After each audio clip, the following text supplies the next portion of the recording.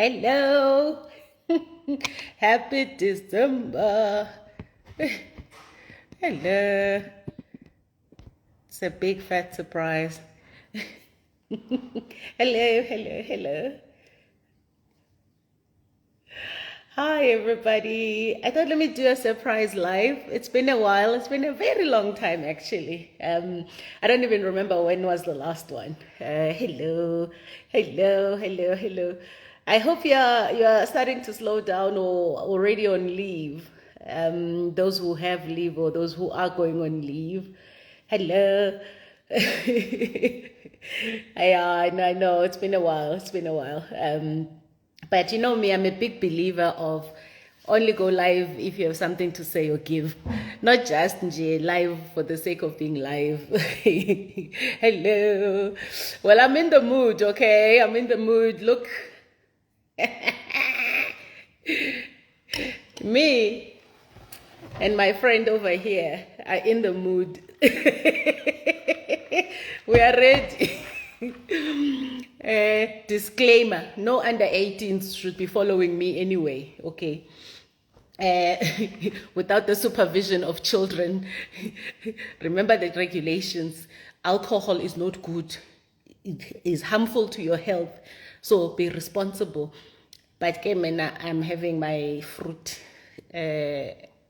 portion for the day.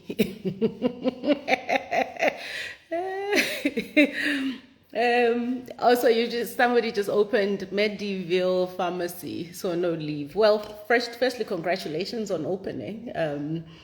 I wish you all the best. Yeah, there's a time for working. So sometimes the stage that you are at is a working stage. So work, and then there are times where you get to relax a bit. There are times when you are at a stage where your people do most of the work and you're kind of like, you're there guiding and leading, but there's a time for everything. So those who are working, don't feel sad, because them big people's drinks are not going to buy themselves. And school fees, by the way, are around the corner. Let me just be the person that reminds you, because I got our kids' statement for fees. I'm like, Mara, really? Like, we just can't be happy. So, but I guess in a way, it's also a good reminder of what our responsibilities are, because it's easy for us to get carried away around this period. So yeah, hello, tell me what you're up to, what you've been up to. I've been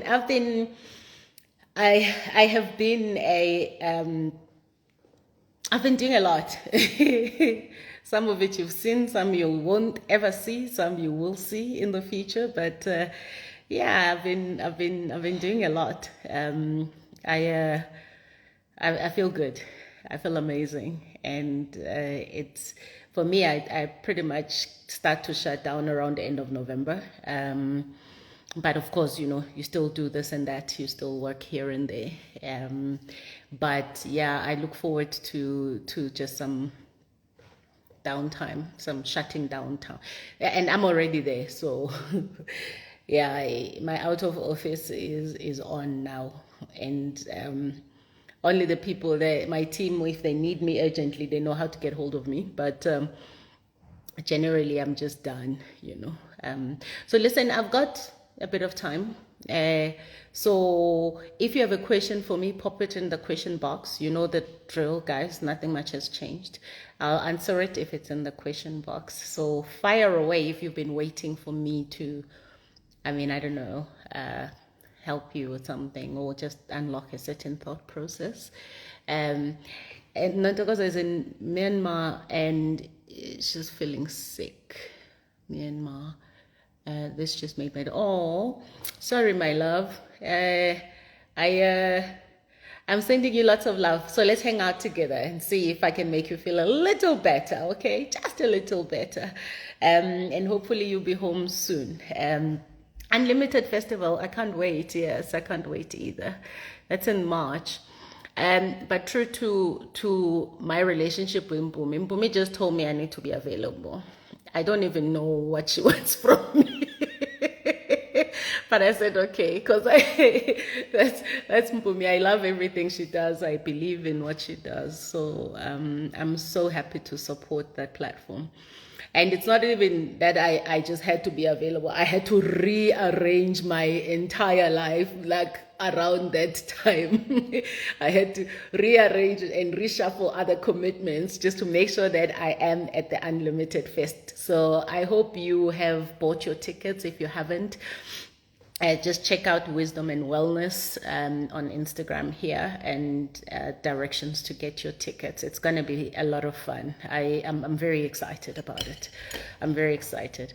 And I love actually, I don't want to go on and on about Mpumi because you people are not good for relationships. You online people. I love Mpumi. I support what she does. She knows my heart. Yeah. But let me check. There's some questions here. So, this one says, where can we watch your recent interview with Maps?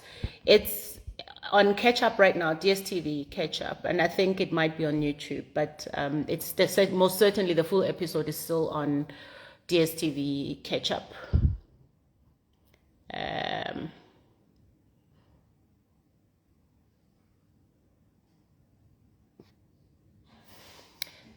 How was Paris? Paris was wonderful. It was absolutely fabulous. I must talk about Paris a bit before I come to this question. Paris was incredible.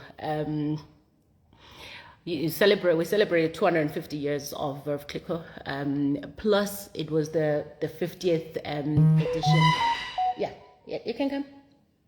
It was the 50th edition of the Bold Women Awards, which are a global platform that Verve Clicker created to celebrate female entrepreneurship. You can take it that side, Neiman. Yeah, thanks. And it was an incredible time to connect with women from around the globe. And I think that's what's most precious. What is most precious about the platform is the ability to connect with people you wouldn't have otherwise connected with ordinarily.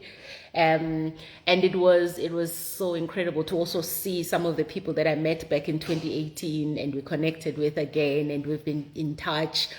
But to just hang out with them some more was really amazing. And the business conversations that we have, but it's not just business, it's just life in general, because what's beautiful about connecting with people from other spheres of the world and not just your own is that you get a different perspective on a lot of things. You get a different perspective on life. In fact, I think what it also does, it reminds you that we all face similar challenges. And what is really encouraging is the fact that we can share insights in terms of how we've dealt with those challenges, how the different people have dealt with those challenges. So let me just move this a bit. So yeah, that's one of the things I really love and enjoy about the Verve Clicker platform.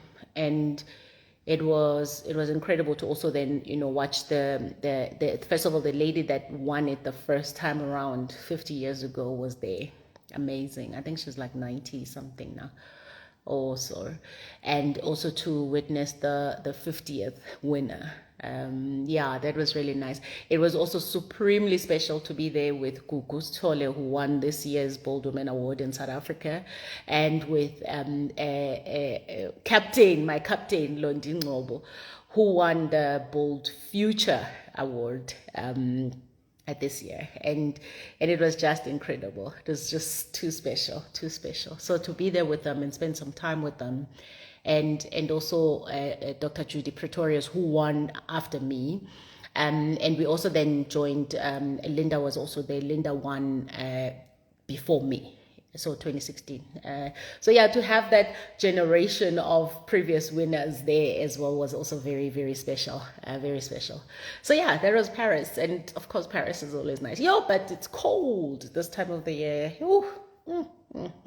Then I went on, of course, to see my friend in Switzerland, who had also won the same award, and we met back in 2018, so she couldn't make it to Paris.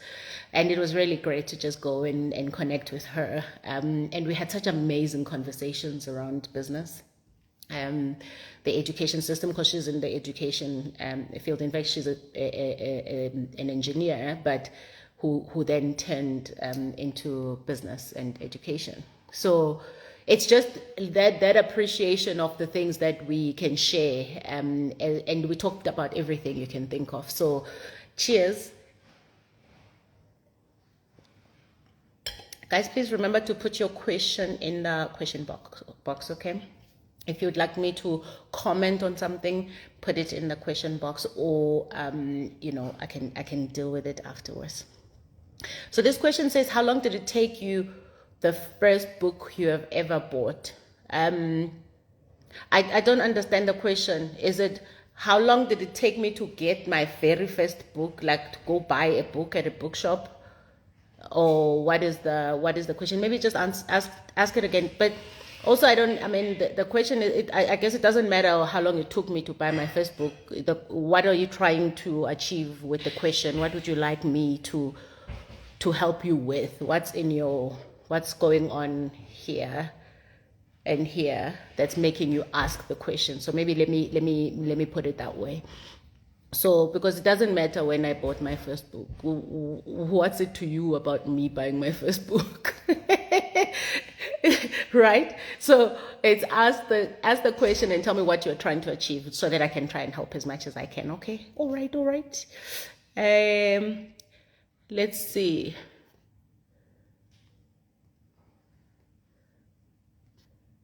So Musa says, what helps keep your focus, ma'am? The idea of going back where I've come from is enough to keep me focused on what I need to achieve. So, and that is at many different layers, be it focus in terms of my wellness, overall wellness, and wellness is not just physical. I'm talking physical, emotional, spiritual, and intellectually as well. So, if you've now maybe read my books or even watched any of the interviews I've done, for me, going back where I've come from is not an option. And it's not an option in any shape or form, be it feeling trapped in my own demons, or feeling trapped in a world that I didn't understand, or poverty. Poverty. I've known poverty. I say I don't talk about poverty from reading about it. I know it. So yeah, having I keep my focus because I have an internal drive to never find myself wherever I may have been before, especially a negative place. So I hope that helps. There's a lot of questions here. This one says, hi, do you have a daily routine that you are using? Please kindly guide us step by step. Daily routine for what, love? Just be clear about what you're trying to achieve with the question. Yes, baby? Is this all you ordered? No. Another thing or something? No, I ordered 3 of these. So this is everything that came? No, then they didn't deliver everything. Okay, that's okay. I'll sort it out. Okay, so I'll just eat this one. Yeah, I can eat it. Okay. Yeah. Sorry guys. I'm also doing mommy duties on the other side. So yeah, it's my routines are my routines. And frankly, I'm not a big routine person. But I don't know what to tell you. I'm not a wake up at 5 a.m. and meditate person. No, not me. I typically wake up around 7, 8, depending on what's happening on the day. But I am not a creature of your morning routine determines the day. There's one thing I can't do without in the day, and that is, some kind of music. But I'm not going to say to you, there's a routine to it. Some mornings I wake up and listen to music. Some days I don't. The routine that I can maybe say is what's quite standard is not necessarily something that's going to change your life. I wake up and I drink water with lemon, and that's it. And then typically I will go for my walk. I walk when I'm walking and doing like proper. It's 3 times a week. I'll do 4 kilometers and on average. But again, I'm not saying to you that's something I do every day all the time, and I don't do it at exactly the same time. Sometimes I'll do it at 6 o'clock. Sometimes I'll do it 6 in the morning. Sometimes it's 5 o'clock in the afternoon, or it's 6 in the evening. So I guess the point I'm making is that if you're asking me this question and you're saying I must help guide you step by step, what guidance do you need? Then I can try and help you there.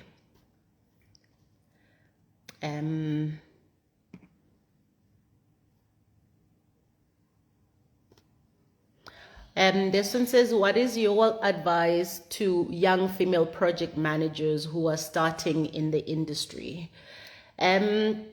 Well, being a project manager is a very difficult job, first and foremost, because you are tasked with managing people's delivery, so you're not managing them most of the time. In fact, 98% of the time, the people who are in projects and that you are tasked with, the project you are tasked with managing, those people are not your direct reports. They're not under your responsibility or circle of control in any shape or form. So you have to learn how to deliver through relationships, how to deliver through people.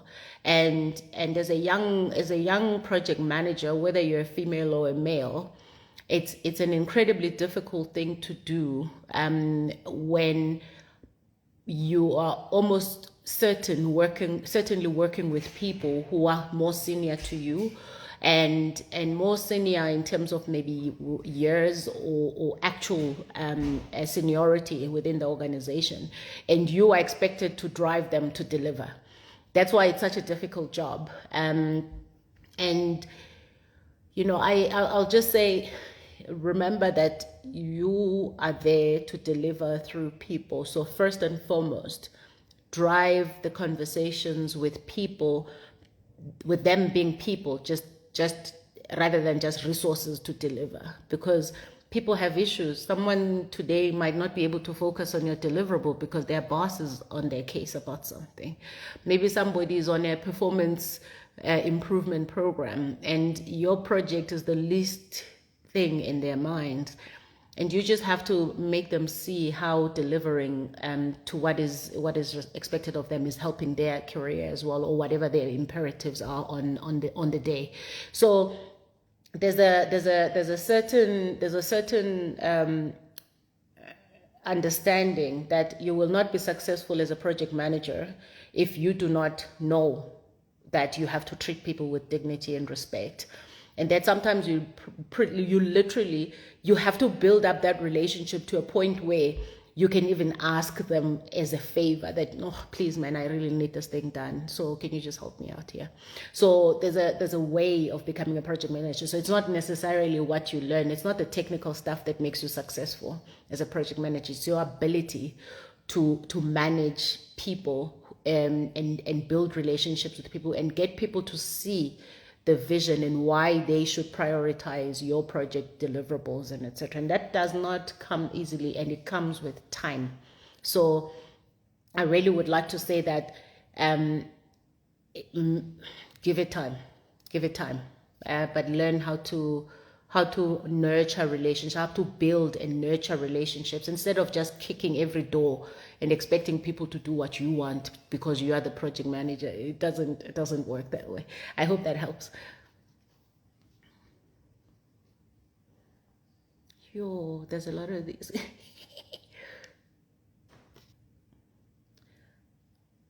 Okay, so Beatrice has come back and said, how long did it take you to finish the first book you ever bought?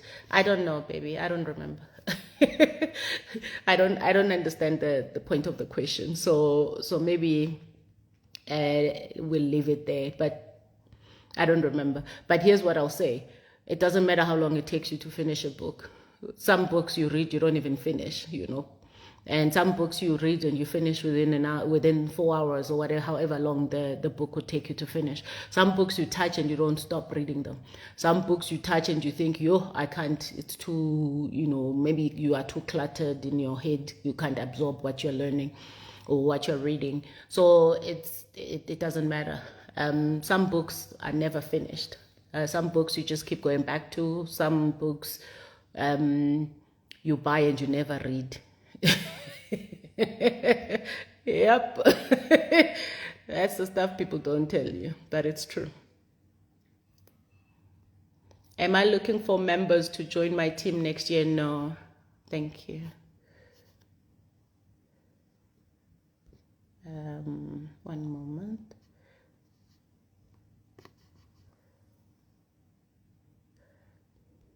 I'm saying no because I don't have a need for new team members, but we do have vacancies in the company that are often listed on our LinkedIn page and also on our website. So if there's vacancies there, Uyandiswa is often hiring.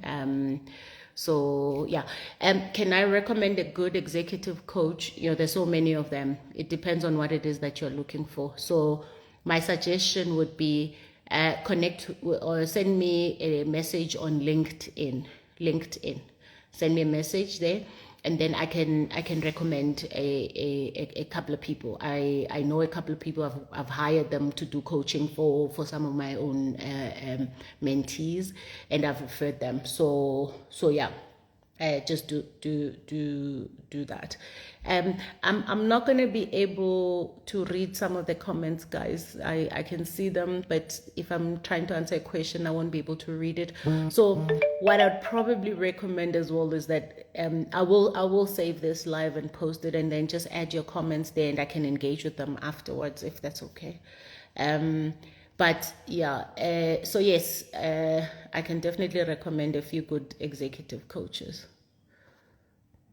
And I'm glad you're looking for a coach because, I did a session on Vastly Sage on our YouTube channel about the differences between a sponsor, a coach, and a mentor. And sometimes people they think they want a mentor. And when you talk to them, you realize these people don't need a mentor, they need a coach. So it's worth revisiting that episode that I did, that session that I did where I talked about the differences. Because then you'll know which one to look for at what point in your life, and at what point in your career. I think that will be helpful.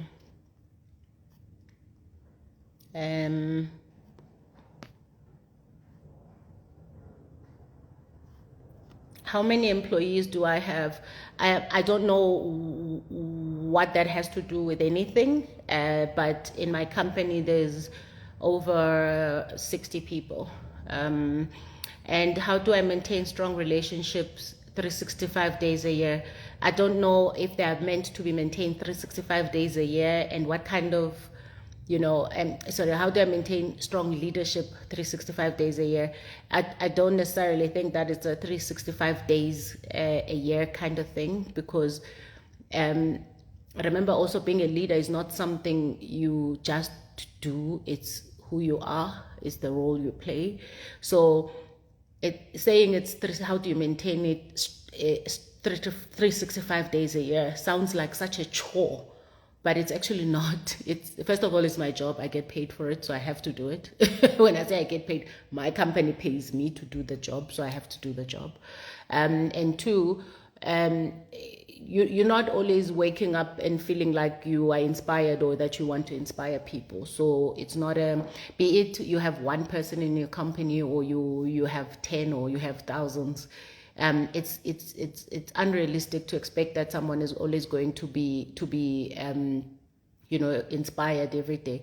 So I don't always spend time with my team, and I'm not always churning out inspirational quotes. Sometimes it's tough. We're working. Somebody's not delivering something, or somebody dropped something, or sometimes it's work. It's just work. So there's no every day you have to be, people must be slaying dragons. No, I just think it's exhausting to keep wanting to be slaying dragons. It's also unfair to expect that of your people, so we all have days when, and there are days when I go to the office just to connect with my team, and it's, how are you doing?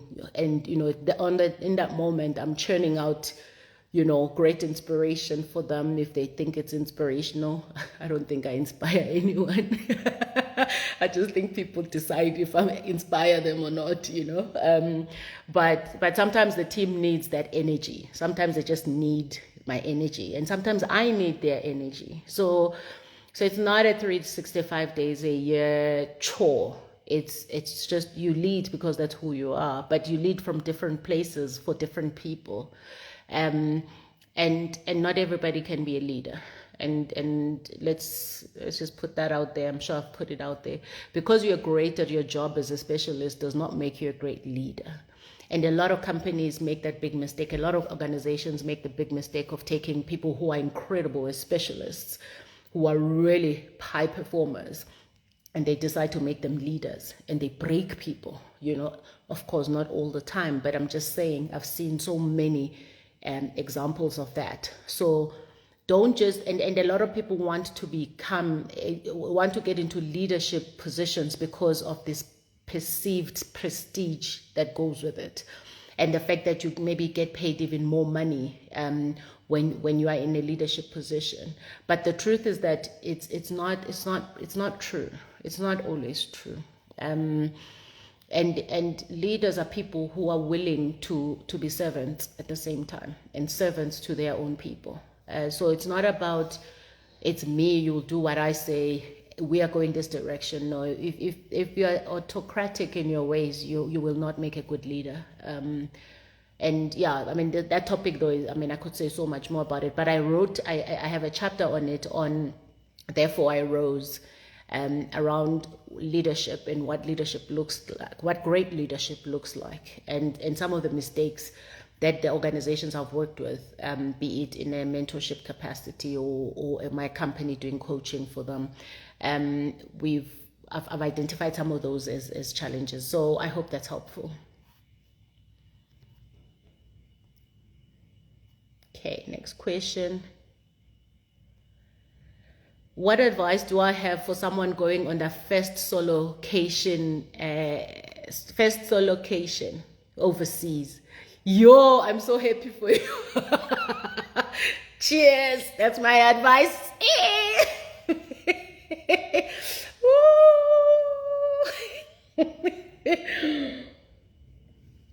Nothing beats traveling alone overseas for me. I know a lot of people are afraid of it, and I think you have some anxiety about it. That's why that you've just you've just asked this question. But here's what I'll tell you. It's the most amazing experience of your life when you open yourself to it. And why do I like it? I like it because I will get lost. It's not a place or country I'm used to, so I will get lost. A lot of people are afraid to get lost. But why would you not get lost? Because it's a country you're not familiar with. You even get lost in your own country sometimes, in your own neighborhood. You sometimes take the wrong turn. So I don't know why when it's in another country that people find it so like it's this terrifying thing. You will get lost, but if you're able to express yourself in at least what is the global language, a global language of some kind, then I think you'll be okay. And be open to connecting with other people. This is the one thing I really love about traveling alone, is that I'm able to connect with people that I wouldn't otherwise be able to connect with, because when I'm with my family, it's very insular. We're closed off. Imagine I'm sitting there having lunch with my family at some destination, and I see people there that interest me, and I get up and I go start connecting with them, sit with them for hours, drinking champagne. That's not going to happen when you're with your family, but when you're alone, you have so much opportunity to do that. and you've got this opportunity to meet people you wouldn't otherwise meet and have conversations you wouldn't otherwise be having. So I'd say that if it's your first one, go in with such an open heart and open mind. Don't let fear hold you back from experiencing what you would otherwise, really benefit from. And most countries have Uber, so just call Uber if you feel uncomfortable somewhere or you feel lost, and use your hotel to give you guidance on the things that you should do, where you should go, where you shouldn't go. And yeah, just enjoy the experience. There's nothing more beautiful than just spending time with yourself and pushing that boundary of comfort, because we get so comfortable. Then the usual is comfortable. Everything we do in our daily lives, everything we do, we are on autopilot because we're so comfortable with it. When you're in another country, there's no autopilot. It means you have to be wide awake. You have to be aware of your situation, of your circumstances. You're experiencing new things too. So it's such an amazing experience to every single one of your senses, So I'm very excited for you, Lungi. I say go for it. There's no more advice I can tell you except to just enjoy it. And try and do as many of the things that the locals are doing rather than only the touristy stuff. But perhaps because it's your first one, you want to stay on the tourist path, right? So that you feel a little more comfortable. And you'll see the next time, the more times you do it, the more you just like, okay, you've done the touristy stuff. Now where are the locals? What are they doing? And that for me is incredible. And before I go to the next question, I must tell you, one of the reasons I really love traveling so much is because when I was at varsity, one of my module, I majored in social anthropology, and I got introduced to this lady called Margaret Mead. Margaret Mead was a American, I think she was American, yeah, American social anthropologist who. Actually, she was a cultural anthropologist, if I remember very well, but anthropologist nonetheless. And she would go around different countries and immerse herself in these environments that were typically not, a place you would go to. So she would go and live with the Aborigines in Australia, or the native people in Australia, and she'd immerse herself in their ways and understand how they're living, what connects the dots and the cultures, and who's driving what. So that for me, I swear to God, I saw myself as Margaret Mead. I was like, I'm gonna go do this. And of course, life kind of like takes a slightly different turn to whatever you may have thought or planned, but I still live out that dream in the ways that I envisaged. So traveling for me it fulfills that thing that I had at first glance to, what Margaret Mead was about. And yeah, it may have taken me a while to start traveling, but when I did, it just opened up my world greatly. So yeah, I'm very excited. Every time you talk about travel, I mean, I light up, right? Even here at home, we can be like, no, we're going to stay home for these holidays. And then my husband says, it's always me that says, no, but why don't we do something for New Year's Eve, or, and then he's like, yes, then I'm alive again.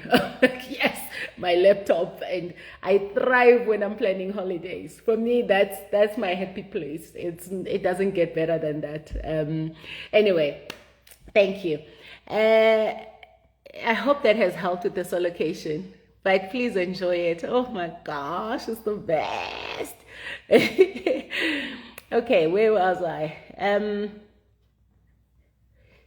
Bui says, hi Amanda, how has it been running the business post-pandemic? Good. We've recovered. So it's just business. Business is like that. There's cycles that are brilliant, and then there's a cycle that's a downturn.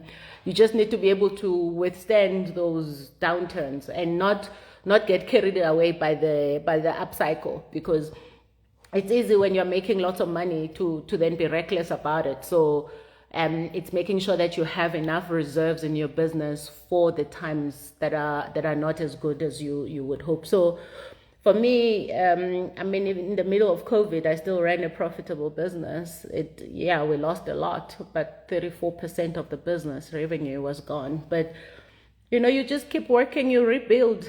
That's what life is. It's a rebuild process almost at every corner. So for me, it's not I was really looking forward to momentum coming back. When people are back to when clients, in fact, have been back in the office and spending on projects, or realizing that there is a need to do the things that they had set out to do pre-COVID. And that some of those business the problems have not and challenges have not gone away because now suddenly you're working from home. So yeah, that's really what it's been like for me.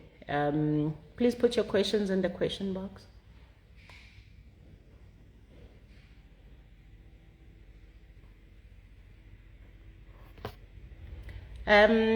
Dr. Mikey says, "Hi Amanda, I'm excited about starting my private practice, but how do you silence the fear and anxiety?" Well, you need to understand where it's coming from, because you can't silence something you don't understand, right? And I think a lot of people have a very unhealthy relationship with fear. I'm saying unhealthy because the minute you start embracing an unhealthy relationship with failure. The minute you start embracing that failure is a normal part of life, then anxiety and that fear you start to manage it better. So what if you fail?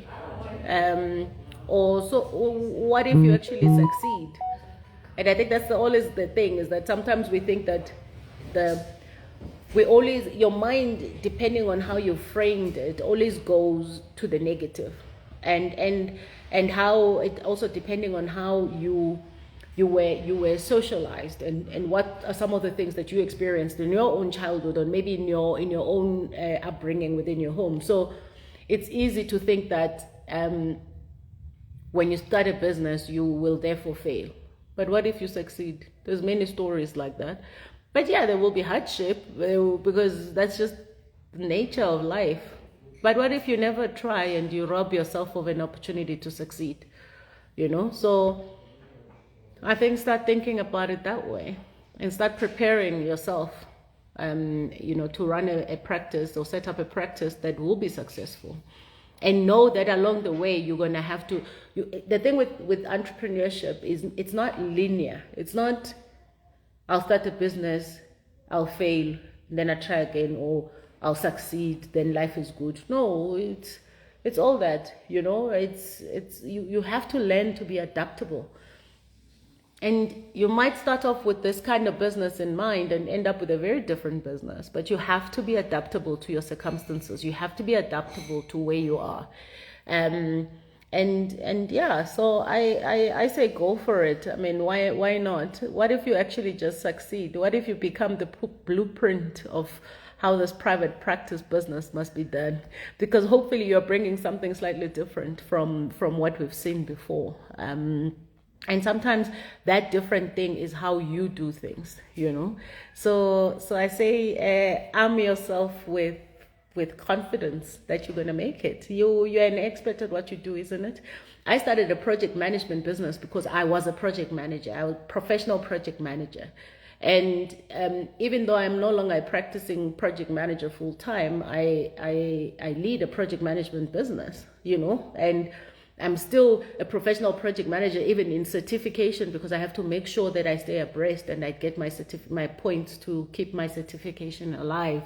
So I think just lean into your own expertise and what you bring to the table that will make your business successful. Because it's no longer just that people must just, the question is, why should they come to you? If you can answer that question, then you have nothing to worry about. And anyway, just go for it, okay? Go for it.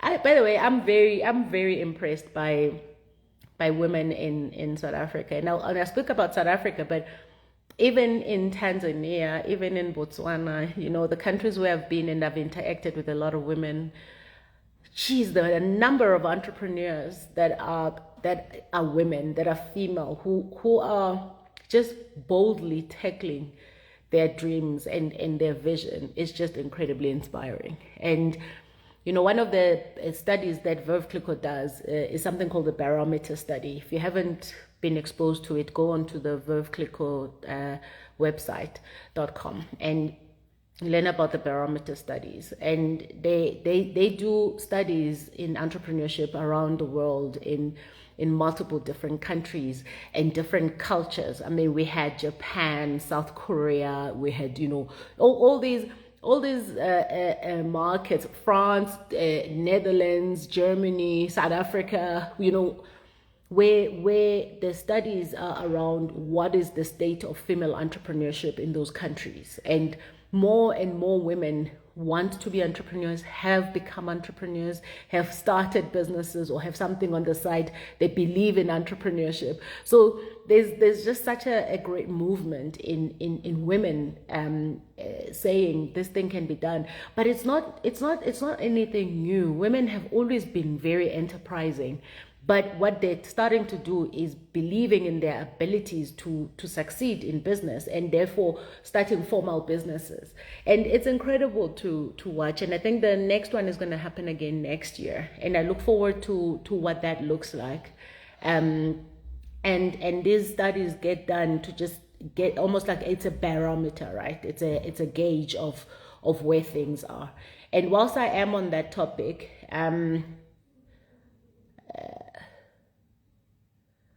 whilst I'm on that topic, I'm calling all entrepreneurs to register on the Bold Open platform. It's Bold Open database. I posted it on my stories. If not, just go also to the Verve Clico website, because it's a database of entrepreneurs from around the world, and so much information is going to be shared on that database. And I mean, I'm sharing this, guys. Don't say I never plug you. Don't say Amanda is enjoying all of this wonderfulness around the world and doesn't share it. I'm sharing it. Whether you think you need the information now or not, but if you're an entrepreneur and you have a business, just register there, because sometimes what these things do is it opens up a network of a thought process that you never thought you could have access to, and it's free. So why not? Okay, this question says, words in corporate when faced with deliberate hatred from seniors or because they see you're doing your job well. Okay, so you'd like me to give you some words if you are facing that situation. Yeah, I've had that before. So it amounts to corporate bullying. So it's unfortunate that things like that happen, especially from people who are supposed to be guiding you through corporate and who are supposed to be your role models in a way on the job. But nothing beats understanding what you bring to the table. And managers come and go, leaders come and go. Sometimes I don't think you should change a job because you have a leader that sucks, because you might go to another job and you have another leader that sucks. Just learn how you can deal with it. And I'll tell you, it's a chapter I also covered in my book, Therefore I Rose. I cover corporate bullying, the effects of it, and how you can deal with it, because I suffered that multiple times in my corporate career as well. So I also must tell you guys, we are going to close for book orders next week because the office shuts down on the 22nd. So I think we're taking last orders Monday, Tuesday. I'm not sure what the dates are. I mean, I'm already in this mode now. But so just get it and understand how you can deal and navigate situations like that. But you don't deserve it. And it mustn't mean now you must minimize your effort because somebody feels threatened by your doing your job well. But also be open to feedback.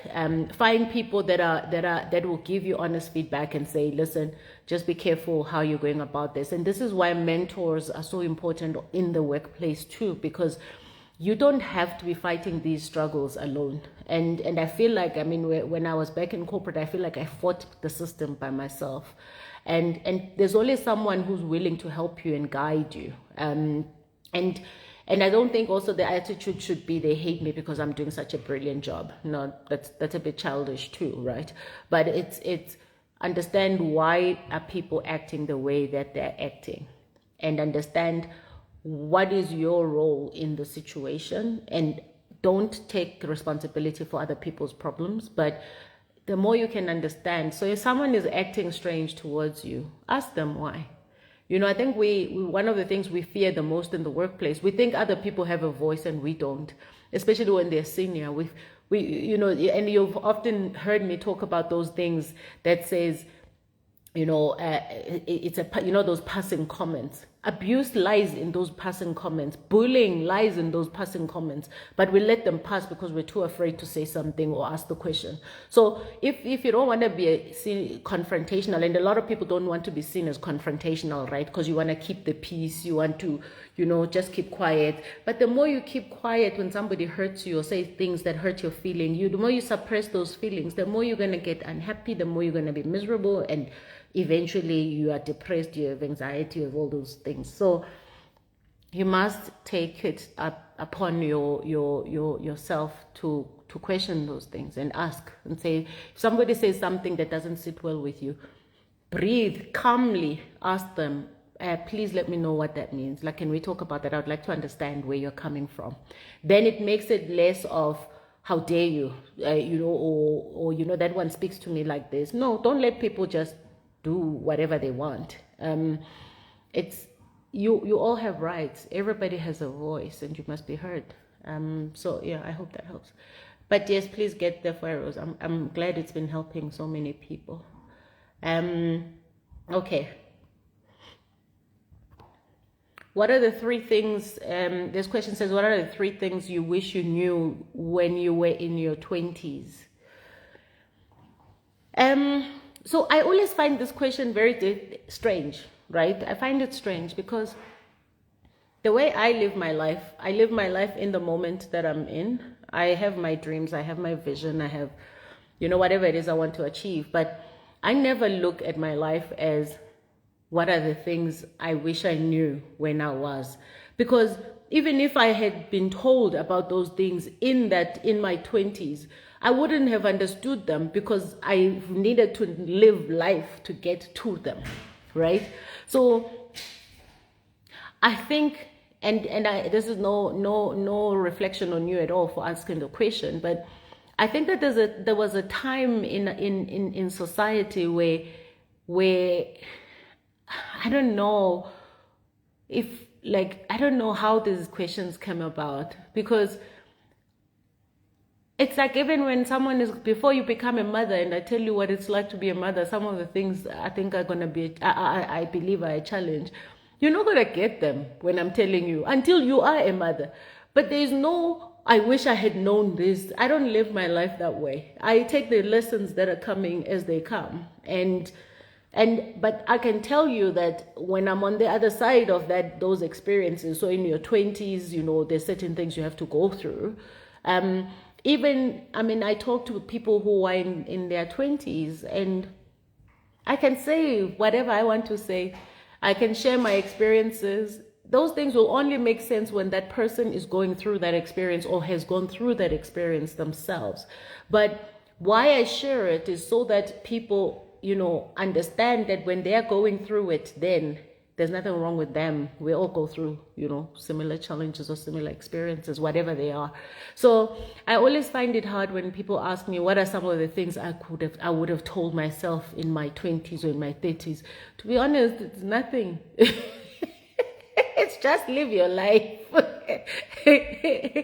Because everything comes with time, you know, and your experiences are your experiences. And yeah, there's value in listening to people who have walked the path, but I never look at what are the things that I wish I knew, because it sounds like, to me, it sounds like I have regrets maybe about my life, but I feel like life is meant to be lived, you know, and then you get the experience with hindsight, you know, like after the fact. Then it can't possibly be that I wish I knew 1, 2, 3. That I now know in my 40s. I wish I had known it in my 20s. It would not have mattered if I knew it in my 20s, because I was not ready to consume it or even understand it, because I hadn't had yet the life experience to be able to consume the things that come with age. Yes. And in fact, I was thinking the other day about this. One of the most financially disciplined young people I've ever met in my life is Mpumi. Again, I said a lot about Mpumi earlier, so I'm not going to say it now. But she's very financially focused. And I don't think it has anything to do with her accounting studies, but I think it has a lot to do with her as a person and the vision she has for her life. It's not often, I don't actually remember. Actually, I remember one other person, he is in our family, who was that financially focused in their 20s. So the other day I was just thinking about, you know, what financial freedom means, and the fact that, you know, a lot of us learn through doing, through experience. So somebody can tell you these are the things you should do and shouldn't do, but if you yourself haven't had a certain relationship that needs to be either nurtured, fixed, or caressed around what money means for you, you know, then it doesn't matter what I tell you until you make those mistakes. And in fact, I was thinking the other day that some of the in your 20s, you should be making money mistakes. You know, you should be making money mistakes, so that by the time you are in your 30s and late 30s, 40s, you're done with the mistakes. You've now learned, because that's how life works. You don't learn through what others have gone through. You learn through what you have gone through. That's the best kind of learning, maybe, let me put it that way, because I mean, people can tell you don't get yourself into unreasonable debt, and you know, debt costs so much money, but you still want that car, you want that house, so you're gonna go into debt. You know debt is not good for you, but you're gonna go into it, and then you're gonna justify it in your head, and you're able to service the debt. So I'm saying all these things because every lesson comes for the stage that you're at, and it comes with lived experiences. It's a very long answer to the question, but I just had to kind of contextualize where I am. So I never have things like, I wish I knew this. I really don't, like, not ever, because I don't live my life like that. Every life stage for me has been about learning, and then that's why it's called wisdom and experience. It comes after the fact. It comes after you've learned. It's not wisdom if you haven't lived through it. And imagine if we all knew things things that were going to happen well into the future. If we knew them now, how life would be different, right? Different, not necessarily in a way that I think I would have liked or I would like. I don't want to know. I want to live, and the true joy of life for me is in the experiences that I get to have every day. So I'm sorry, but I don't really have I don't have things that I wish I knew in my 20s, because what I knew in my 20s, what I learned in my 20s, is what I got in my 20s, and then I'm like, bye-bye. Let's say in the 30s, and then in the 40s, you know. And it's actually also the same principle I have with school, you know, and I'm sure lots of you have heard me say this. I have a problem with the concept that schools are there to, you know, kids, this expectation that kids in school are supposed to be like, they must know what they're studying or what they're learning. I don't like that. For me, in school, you are going there to learn. So when a teacher calls me and says, oh, my son does this and doesn't do this, I'm like, well, he's here for you to teach him, so teach him. I can tell you, I'm a teacher's worst nightmare. Because they'll be like, oh, he doesn't pay attention long enough. I'm like, clearly he's bored. So find a way to keep him excited. So yeah, anyway, more questions. Let's see. Just be patient. If I haven't answered your question yet, I'll get to it, please. Thank you.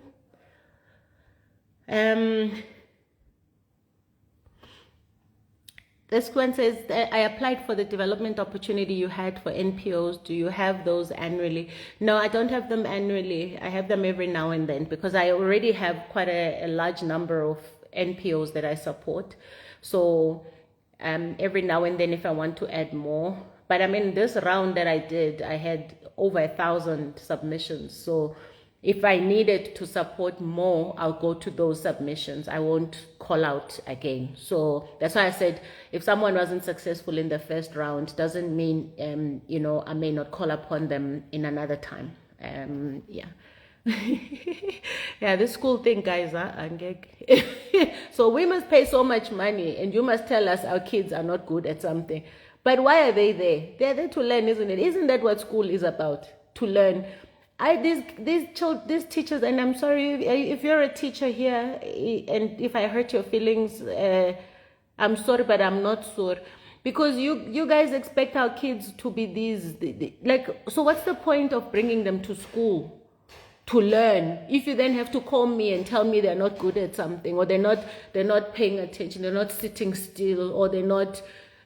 I'm like, so I pay all this money for what exactly? Because if this is a conversation we are having, then I need to be revisiting how I'm spending my money. If school is not a place for them to learn, so, and I actually once said, one of my son's math teachers said to me, sent us a note that my son had failed his math test.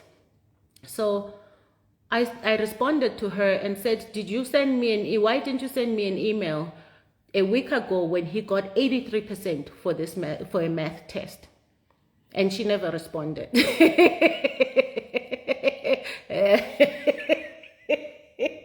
I guess she was just like, but it's true. Think about it. You have the nerve to email me and tell me my son failed a test. Why don't you tell me the times he passes? Why don't you send me that same email and say, oh, your son passed, he got 83%. But you are so quick to tell me. So I told them, you teachers are negative. Your predisposition is negative. I don't understand how you are teachers, because you're supposed to be focus on the positive. They're there to learn. I don't care if my son can do 6 times 6 or he can't do it when he's 5 years old, whatever.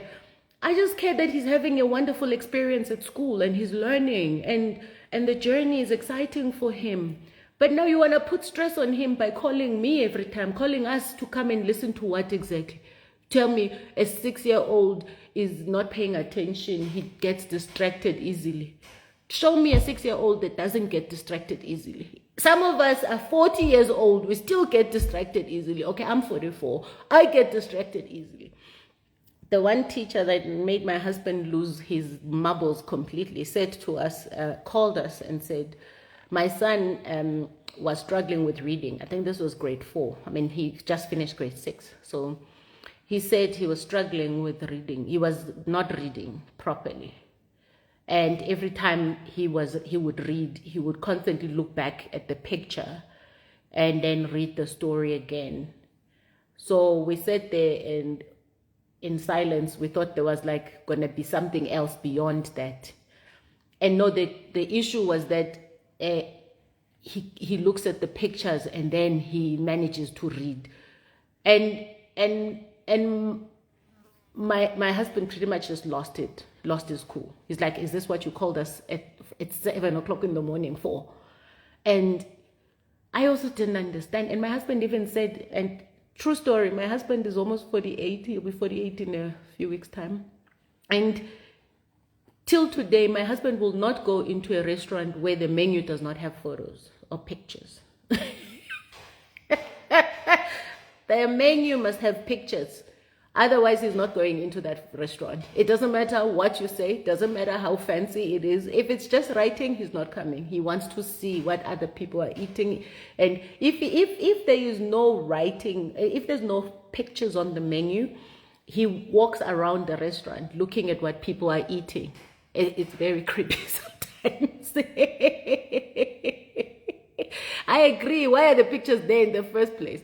Anyway, so what I'm finding with some teachers is that, it's a schooling system. In fact, it's a conversation I was having with my friend in Switzerland, with Barbara, that, disruption of the education system in our country is something that is very ripe. Because, these schools constantly want to box children into, no, you must fit into this mold, because this is what we are trained for. And I'm so thankful that one of the teachers even said to me that, Amanda, we are not trained to teach children like yours, who are highly, highly creative, who are not academic, who are academic, but it's not their thing. They'd rather, because they'll tell me he in a math class he wonders, and then I sent them okay, there's a fly bothering me behind me. Nana? Sorry guys, me and flies. So there's a fly there bothering me. I don't know, maybe it came from the garden. Can you close that window for me?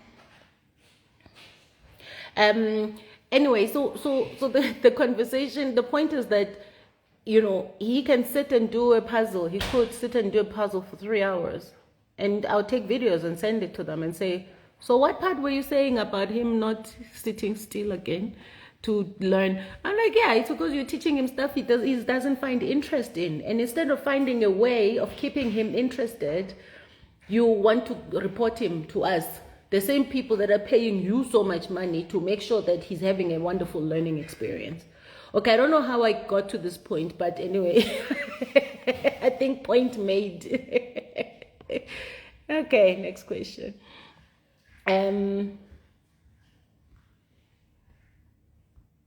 How long did it take, this question says, how long did it take you to write your first book? I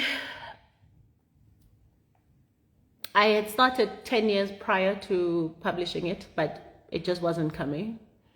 So then I started, I think when I started, it was then like a 9-month process from writing to publishing. But the writing itself was a long process. So anyone who wants to write a book, if you feel like you have something to say and people are going to be interested in it, just start writing it. Start, because the actual writing process can take you years, depending on where you are, what you're writing about. So my answer is not, the 8-month process was preceded by 10 years of trying to do something, but it wasn't coming. So I just left it after a couple of attempts. And yeah, so.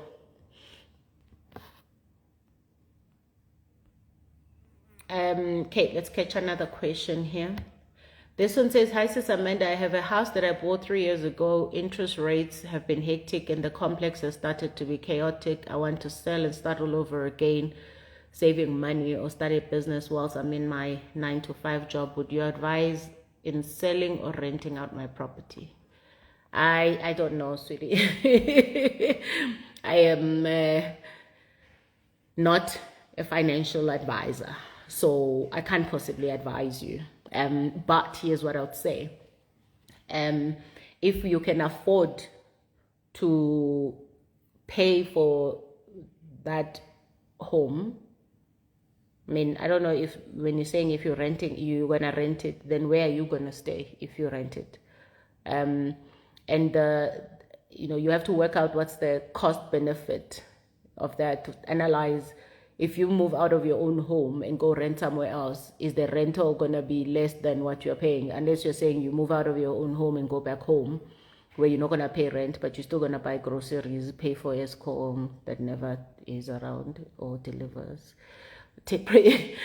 You know what I'm saying. So I think you should talk to a financial advisor. It's the right thing to do. And starting a job whilst you are in your job starting a business, a side business whilst you're in your job is 100% encouraged, in fact, as long as it doesn't take away from your job. Because imagine now you lose that income, and that would have been great for you to start on that business on the side. So, most of my businesses, I had them whilst I was in a corporate job. So, yeah, absolutely. But in terms of your own financial circumstances, please just rather talk to a financial advisor, because that's not what I do. I will not advise you about investments or anything, because it's none of my business what you do with your money. So don't be fooled. I'm not a forex trader anyway. If you've been talking to me about anything, just know it's fake, because now I will not contact you at all. Like, not. Okay, more questions. I don't even know what time it is now, so let's go. And this question says, what do you consider when allocating salary increases? I consider the performance of the organization, performance of the business, performance of the individual. Yeah, that's it. And also in consideration is, what was the salary increase before that particular period? Because with some people, you might have to adjust their salary, which means they get a sizable increase in relation to others. I don't always look at just inflation, which is a measure that is used across, but thank you. I have a watch. I know what the time is, but what I was meaning was, I don't know how long I've been on, how long I've been live. But yeah, so it's based on multiple factors, and because sometimes you may have given somebody a sizable adjustment instead of just the annual increase. There's a factor in that, and because you're not always going to be getting adjustments. It makes no sense, right?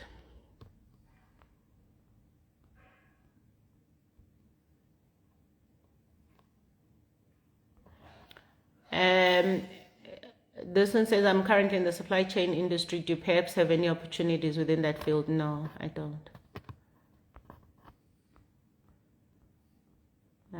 Okay, just give me a moment.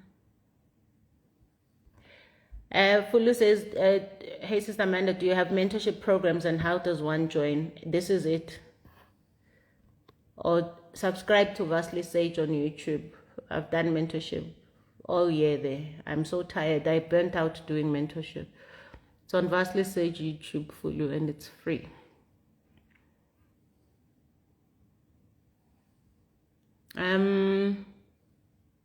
Okay, I'm just gonna pick some questions, because I'm not gonna be able to answer all of them. So I'm gonna pick the ones that I feel like I can add value to. I've never worked in public sector. There's a question here: have I ever worked in public sector before? No, never.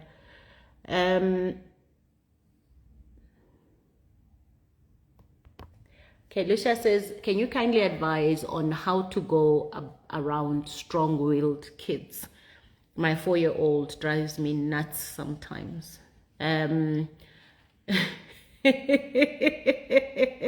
let me sip and top myself up.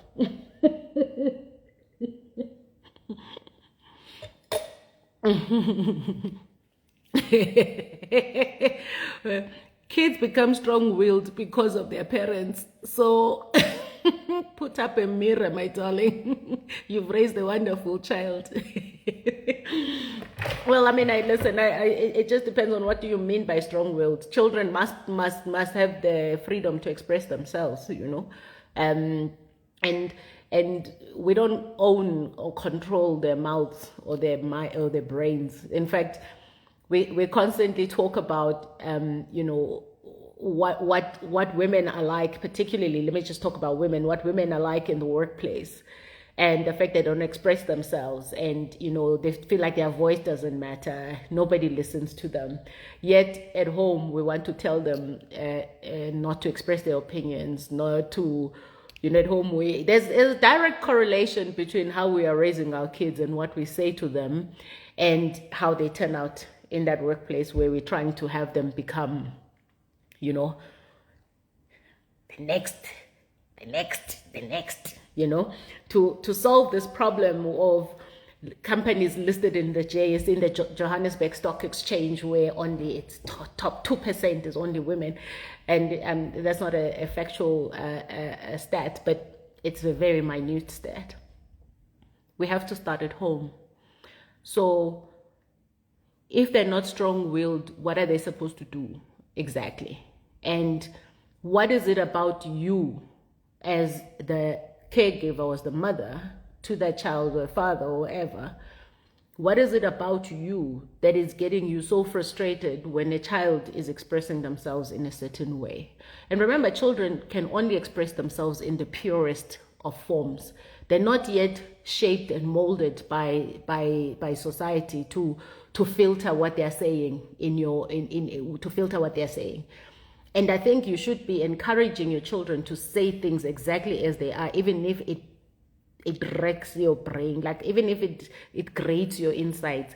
You have to encourage them to say it as it is, because you won't know. Someday, if they don't feel free to express themselves because you don't like it, someday your child might be getting abused and they can't tell you because they're afraid you're going to shout at them or you're going to get irritated with them or throw something at them, or, I'm not saying that's what you do. I'm just saying your reaction as a parent to your child freely expressing themselves enables an environment where your child feels like their voice matters. And that even if they say something you don't like, you're not going to come down on them like a ton of rocks, but you're going to educate them. You're going to tell them, then listen, it's okay to express yourself. However, you have to express it with dignity, with respect.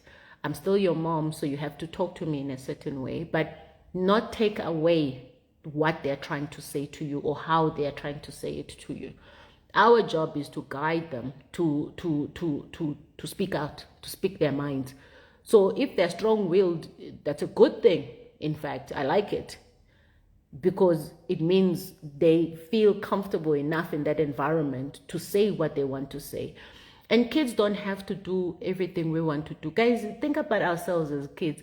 Did we do things because we wanted to do them? No, because adults were telling us to do them. So the difference then is that we did not have the environment where we could say, I'm phony, I don't want to. Or why must I? Those are the conversations in my home. We've raised our kids to ask why. If somebody says do something, ask why.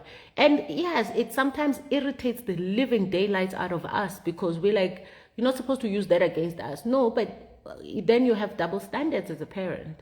So they must always be logical and ask why must they do something.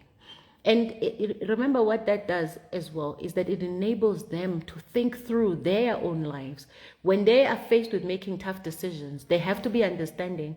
They must have developed that thinking process that, you know what, I'm expected to do this. Why? Think about it. Even peer pressure when they're at school. Believe me, you keep saying to your children, don't fall into peer pressure when other kids are vaping or taking drugs, alcohol, or having sex unprotected or whatever. You keep telling them, don't fall into peer pressure. You don't do what others are doing. Yet when they're telling you, when they're expressing themselves in the way that they believe they should be expressing themselves, when they're taking a stance against you and your own ways, you feel like they're disrespecting you and you can't deal with them. Yet you want them to be different out there. They're not going to be able to stand against they're not going to be able to make those kinds of decisions if they are at home not equipped and enabled to do that. Where if at home they're being told that watch what you say, how you talk to me, you don't tell me that I'm your parent. And I mean, I don't know what the examples are in your home, but we have to be comfortable with our children challenging us, because if we just think back to how we were raised, there were so many times where we wanted to say something, or maybe there were many times where you felt something did not make sense, but you were to be seen, not heard. right? So we are conscious parents now. We have to teach. We are teaching our children. We can't want to do one thing at home and expect a different outcome out there. Our kids become what they are out there because of what they are learning at home, the environment that we are creating for them. And remember, if our kids don't feel comfortable to be themselves with us, who else are they supposed to be comfortable with? How else are they supposed to face the world when we tell them they shouldn't be who they are or who they want to be? So we have to check ourselves consciously as parents. It's called conscious parenting for a reason, because by virtue of us being parents, we come from a world that says a parent has rights over their children. They own their children. You tell them what to do. But our children, we have raised them differently. Also, in spite of us, they are living at a time when a 4-year-old can tell you, I don't want to do that, So you have to now make them understand why they must do something. I think it's beautiful. I really think it's beautiful. So instead of being frustrated by it, I think you should be celebrating it. But of course, talk to him. If there's something that's particularly disrespectful in how he's saying it, deal with that, or how she's saying it, deal with that, and in a loving manner. I'm not a punishing parent. I'm not a screaming parent. I'm an educating parent. But doesn't mean I don't get frustrated. But I always put myself in the shoes of my children and say, if I were in their shoes, what are they trying to achieve? And there are different stages of life where children are trying to express themselves, and they express themselves differently depending on what life stage they're at. And at 4, I can tell you there's no filter. None whatsoever. Oh, thank God. And that's the purest kind of expression. Because in fact, at 4, they've suddenly found a vocabulary tools. They now have some words that they can attach to their emotions, or, they can attach words to things. So everything is just, it's pure. It's in its purest form. And there is no better to have a child at that age who can confidently say, I don't like it, And I mean, I don't want to spend too much more time on this. I think you can sense my passion about it and how kids are being brought up and how we raise kids, because I've come from a place where I was invisible as a child. Therefore, I want my children to speak up, even if it makes us uncomfortable. I want them to feel that it is okay to express their opinions. Even if we don't agree with it, we will respect it, we will hear them out, and then we can guide where we believe as parents we need to be guiding. So please don't find it. If you're frustrated, please go in some corner and what's that thing called where you send kids to a corner? You send yourself to a naughty corner. You send yourself to a naughty corner, mommy. So yeah, I really believe that it's an amazing thing, and in a way, I think you should take credit for raising a kid that is strong-willed, because it's easy for kids out there to fall for anything that comes their way because they don't have the willpower to say no, and they don't have the willpower to go against others. But if they have that at home, if that is the environment under which they are growing, listen, man, I can tell you that kid is going to go very far. So absolutely, don't be disturbed by that. Don't take the frustration too hard, because remember, it's a kid, and it's your kid. So look at it as what's the opportunity for guiding and what's the opportunity for educating, not what's the opportunity for punishing, because punishing parenting styles are no longer effective in the times that we live in. And also, we should be raising humans that we would like to see and leave behind roaming the earth, right? So if you would like to see a strong-willed child in the future who can say no to bad decisions, who has the ability to differentiate between right and wrong, who understands that what they want and what they don't want, and go about making the right decisions, you have to raise those now. You have to do that now, so that by the time they're out there, it's already developed into their system. They are who they are. And yeah, I think I've said enough on that. I hope I was helpful.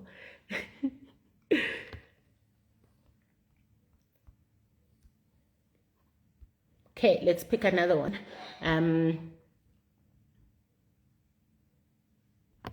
This one says, what's your take on a person who gets gratification from both a 9 to 5 and a small business, or to choose? So my take, I work with someone who has a side job, a side business, and I employ them full time. I pay them a full time salary. I don't care what they do with their time as long as they're delivering to what is expected. So, and when I hired them, it wasn't a surprise that they have a side business. I was their client in their side business. so for me, it's not an issue. Sorry guys, I'm just topping myself up. Like I said, no under 18s, unless you are supervised by your mother or father. I'm not going to babysit your children online, guys, please.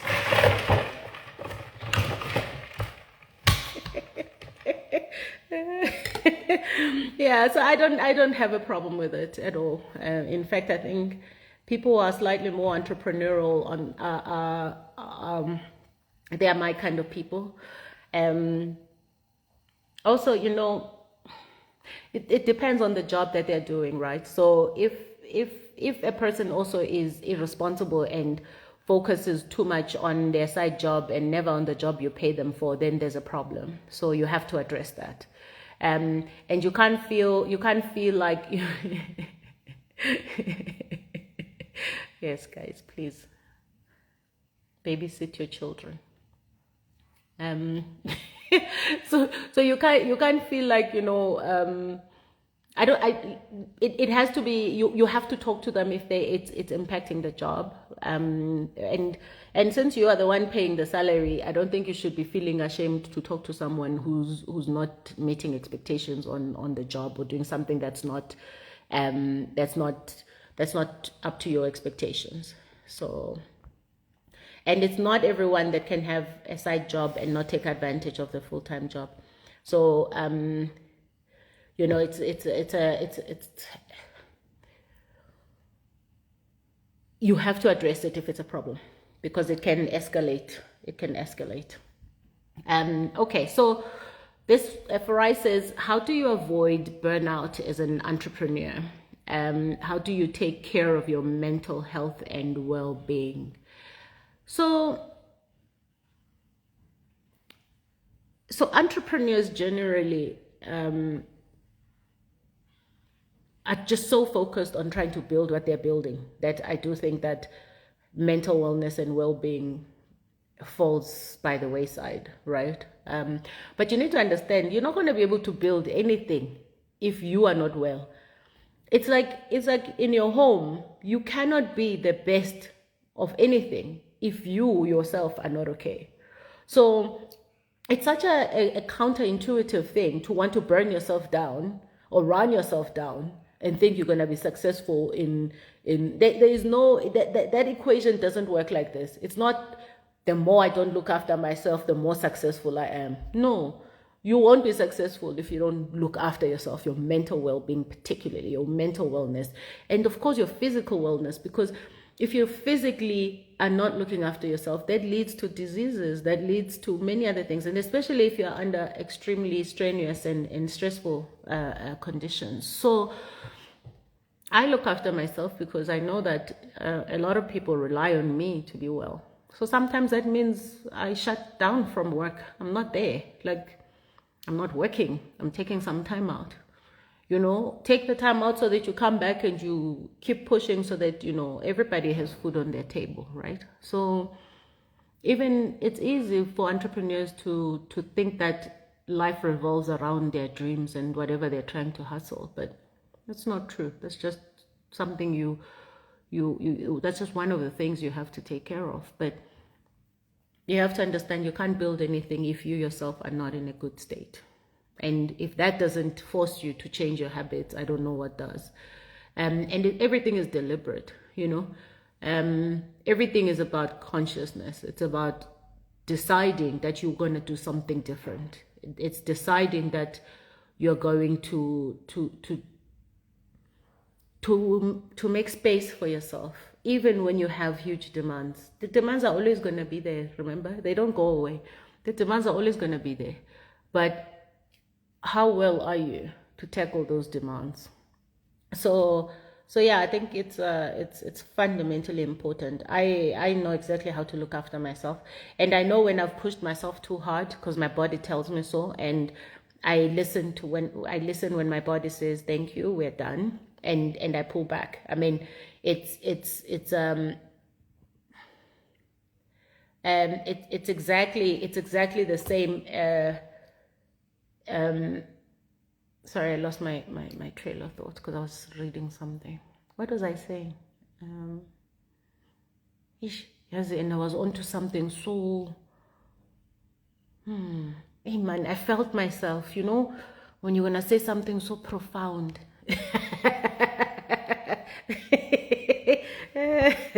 And now it's gone. I'm like, oh. So remind me, what did I just say? What was my last thing I said? But anyway, this Lelo says they're struggling with growth in their career.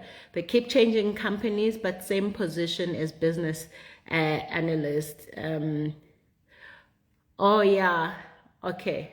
Before I come to the question, I was saying something about taking a break when your body says no. Yeah, okay. But I think there was something else that I said after that. But yeah, it's about understanding that you are a very important part of the equation, and then that if that important part of the equation is not looked after, then the equation doesn't work out. So you figure it out. If you're trying to, we burn ourselves out so hard. Actually, yeah, what I wanted to say was that even with these sessions, mentorship sessions I've been doing throughout the year, the live sessions, everything I've done throughout the year, I started burning out because I was pouring so much into it. I mean, those weekly sessions I was doing for like 2 hours, 3 hours, and then still have to, do other things in the day. Whilst the person consuming it doesn't feel like it's a lot, for me, it takes everything out of me. So I started feeling myself burning out. That's why I stopped. I took a break. And I haven't, people still send me notes to ask me, we miss you. When are we doing a cooking session? When are we doing this? I'm like, guys, no, I can't. And I'm not a person that's going to do it if I have nothing to give you, because then I start being very cheeky. I start being very condescending, very sarcastic. Okay, I'm like that anyway, but I'm just saying it gets worse. So I can feel myself sometimes when I start getting a bit more irritable, then I'm not good for anybody. So I have to take the break. So whilst, yeah, it's amazing, and people are like, oh my gosh, you've built up such a great platform, the momentum, keep going. No, I can't keep going if I have nothing to give you. So, take the break. And that's why sometimes I don't commit to when I'm going to come back with something. I'll do it when I do it. If I'm still mentally and otherwise trying to just rest. And rest, sometimes if you've overextended yourself, rest is not going to be just the weekend or a week, then you're fine. No, it's rest, especially for a person like me who has suffered burnout before. I literally, the rest periods tend to be longer because my body has been stretched to a point where it just needs to shut down for a while. So don't ever feel ashamed to take some time out to yourself. And leave is there for a reason, guys. Leave is not there for you to accumulate so that you cash it out when you leave the company. Please, man. Leave is there for you to take a break. And here's how leave works, or is supposed to work. You shut down. Like, You leave work there, you go. Yes? But what do you people do? You go and leave and then you're working. And then you get miserable and really, really bitter and resentful when the company doesn't give you that increase you wanted or that bonus because you think you've given so much to this company. The company did not ask you to do that. You did it yourself. You decided that you think this is your company and it's going to fall apart if you don't take time out. Even my own company, I take time out from it because I simply can't not do it. If I don't, many families will suffer. So yeah. So this question was about struggling in careers, in your career, same position, keep changing companies. I mean, I don't know how many times you've changed companies. I don't know where you are in that position because clearly you started as a junior. You can't still be a junior. I don't know where you are. So, I mean, I would need more information to help with a question like this. But here's what I'll say. If you feel like you're stuck in your career, you must see a career coach. And there's a friend of mine who does career coaching, and she follow her, Mpume, change conversations with Mpume. I think that's it. Change conversations, yeah. She used to be a corporate executive. In fact, how I met her was that she was one of my clients, and she now does career coaching and at different levels. So speak to a person like that, and remember, every company you are at has to spend on you. So use the money. And guys, I might be a mentor and I might do all these things free here. I'm a paid mentor. I mentor people at companies and I get paid for it. So all you people, every time you're like, oh, Amanda, mentor me. Please, guys, like, what are my children supposed to eat? Take what I'm giving you. What I put out here is a lot of hours of free mentorship. That's just my scorecard with God, you know. Tick, so that when Christmas comes, he doesn't forget about me, right? So, but people, I think you value more and you put more of an effort in things that you have to pay for. So your companies are required to help you with your development. Talk to your learning and development specialist. Talk to your manager, and look for career coaches. Make it a habit to have a coach, and you have a different coach at different stages of your life for different reasons. It can be career, it can be life, it can be relationships, it can be business. We must make it a habit to use the resources we have at our disposal to pay for the development that we require. And you know, some people complain that there are people who are successful who don't give back. They don't have to give back. Why are we expecting them to give back? So there's this collective expectation of when you've made it, then you must help somebody else. No, it's your responsibility to find a person that you believe can help you with what you're trying to achieve. And if you believe there's a gap in society where people who are successful are not giving back, be that person. Be that person. Don't go around being entitled to people's time. When people decide how they want to give, and sometimes we think because they don't do it in public, they're not doing it privately. And I get a lot of these kinds of questions sometimes where people are acting like other people owe them something. I do what I do because I've chosen to do it. I've chosen that this is something that I'm happy to do, to share what I've learned. But no, you don't expect it from everyone, because it's a huge commitment in every way. So most importantly, start how can you help yourself?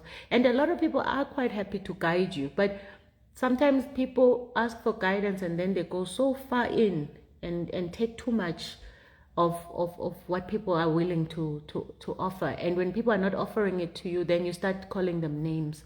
And that's not okay. Some of you have even told me about women they've tried to reach out to for mentorship and who said no, and how dare they, So that's not a party I'll take part in.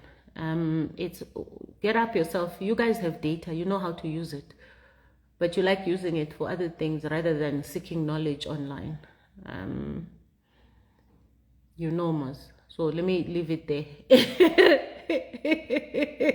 You go follow threads of people who are clearly in pain and in misery. And instead of using your data to read something that's fundamental to your progression.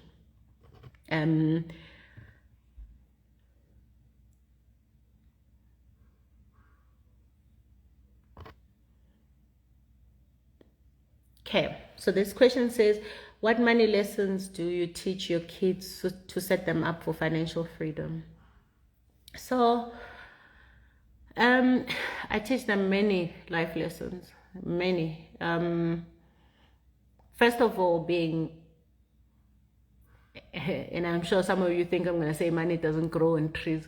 No, I don't use those expressions with my kids because I shouldn't make my problems theirs. But the one thing I do teach them is generosity, like controlled generosity, because it's also easy to be taken advantage of when you are generous. I mean, I get asked some of the most ridiculous things by people who've never even met me, strangers who ask me such ridiculous stuff. My team will tell you, they're like, Amanda, we don't know how you do your life because some of these things that come through here are ridiculous. And when you say no to people, you're seen as a bad person, or I don't care anyway. But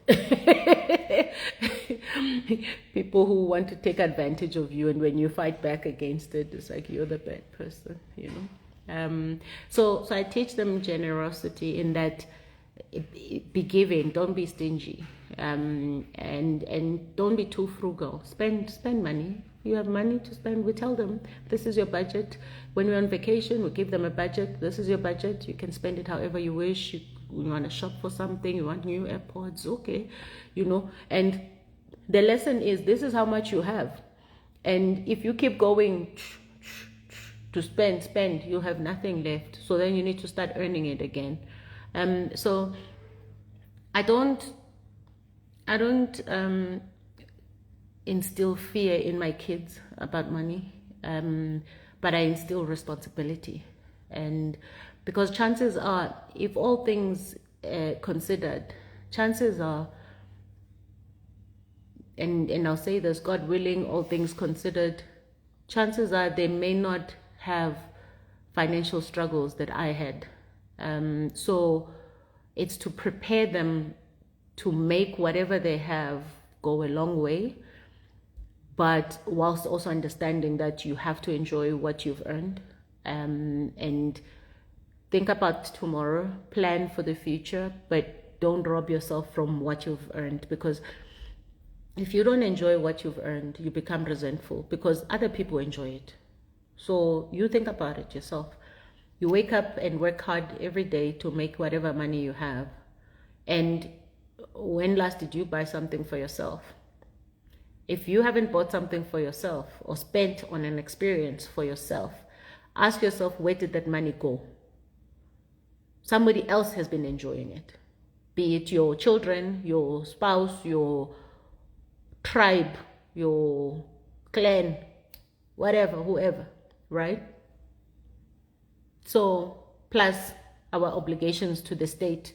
So it's either way, if you don't give a little something to yourself as reward for hard work, you are going to be resentful because somebody else is going to be enjoying your money.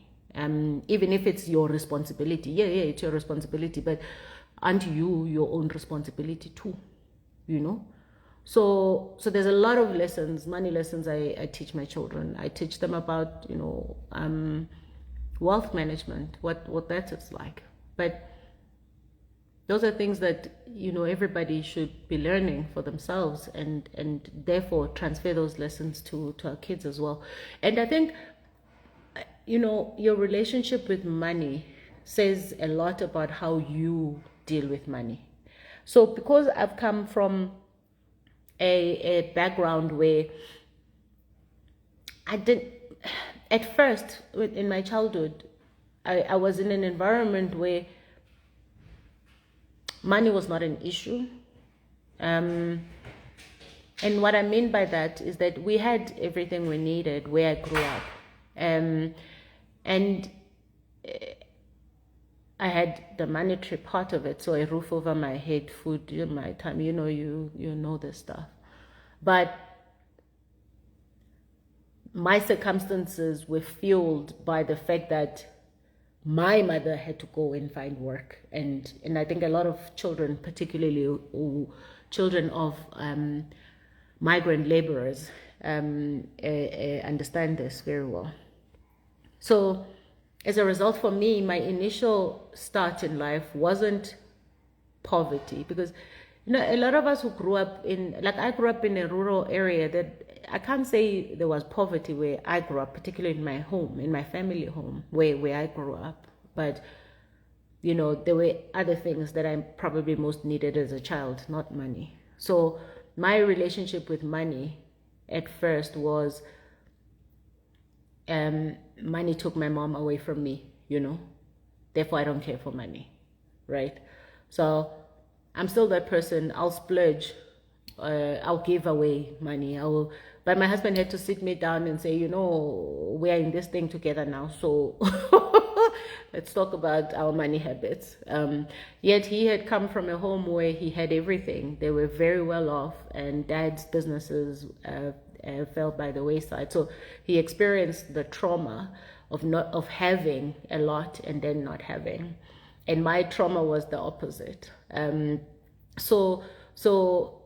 But by the time the not having came, he was already then, grown up, and mom could step in and pull things together. So again, it's you must check what your relationship with money is, and how you are showing up daily for yourself when it comes to money, and what you are using money for. And I believe money is there to enable my life. And money is about financial freedom. It's about freedom. Money is about freedom. Money buys you freedom. Money can enable your life, but it doesn't make you who you are. You are who you are, whether you have money or you don't have money.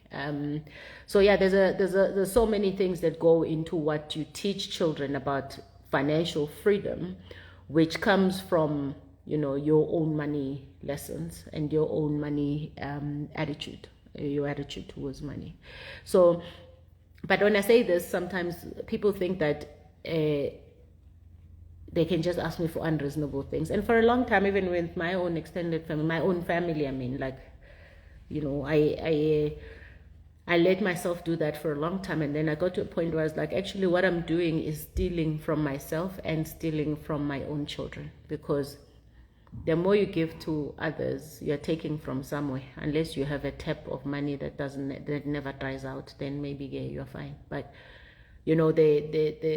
I had to come to the realization that my guilt of not wanting to help people, or my guilt of the guilt that came with putting up some financial boundaries, was worth it.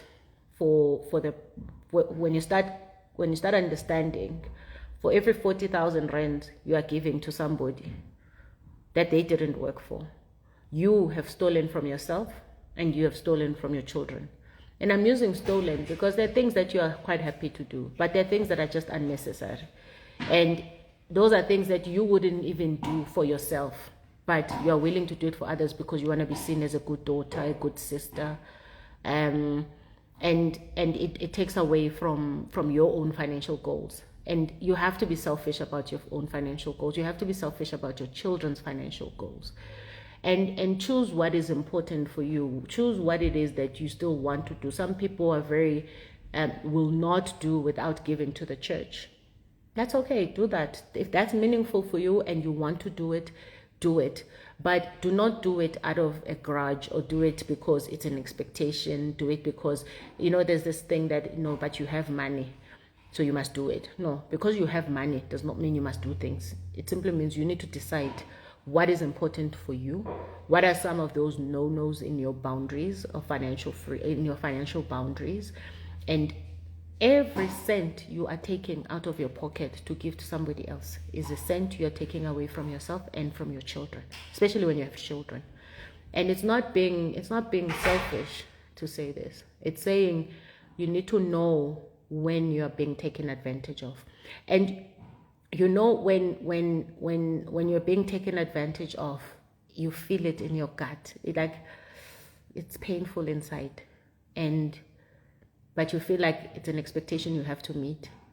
Yeah, once you put up those boundaries, I can tell you, people treat you differently, because to some of these people, you're just an ATM. And I know that's how I felt. That's how I was treated. And I started thinking, what would happen if I wasn't around? Because it's not like these people are in my will.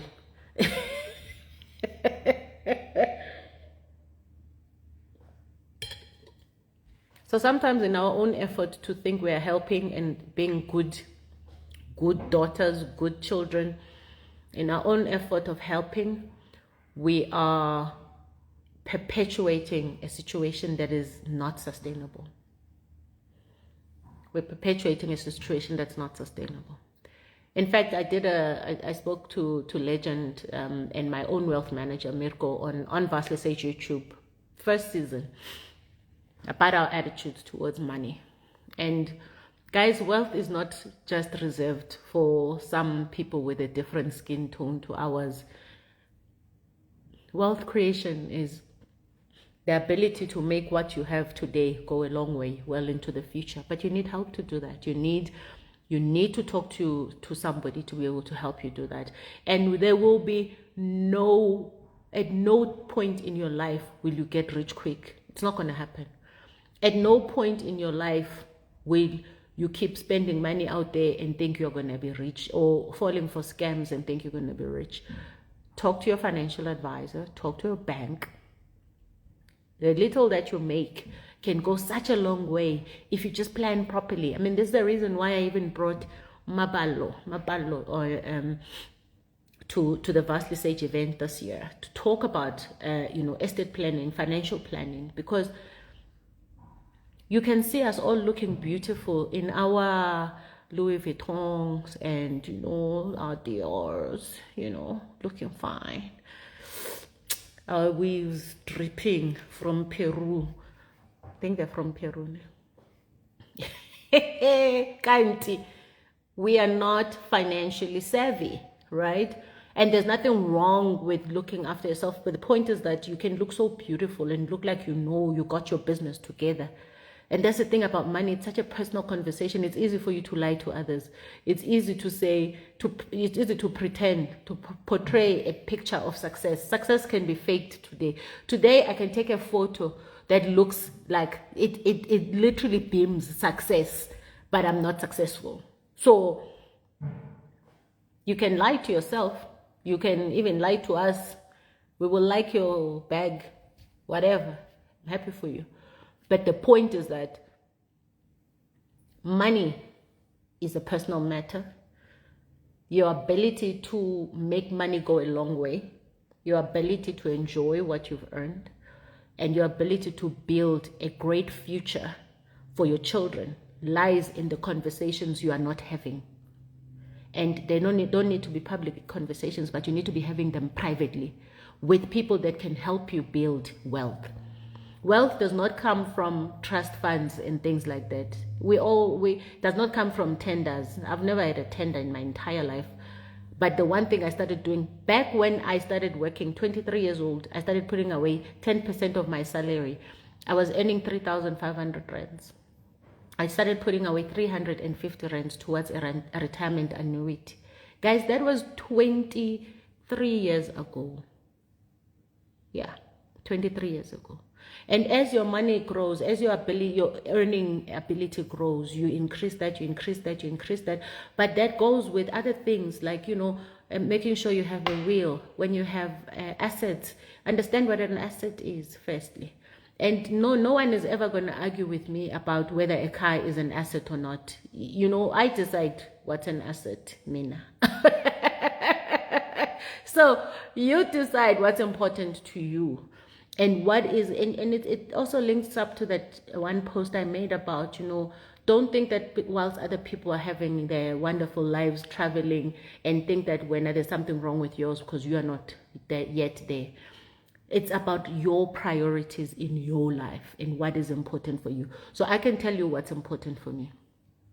I will never rest easy when I'm dead if my children are begging somebody for a plate of food.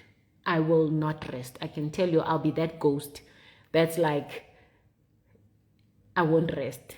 Like I'll be a ghost. I just don't know I'll be a ghost for who, for what, because that will all be my own doing. God would frown upon me if my children had to find themselves poor, guys.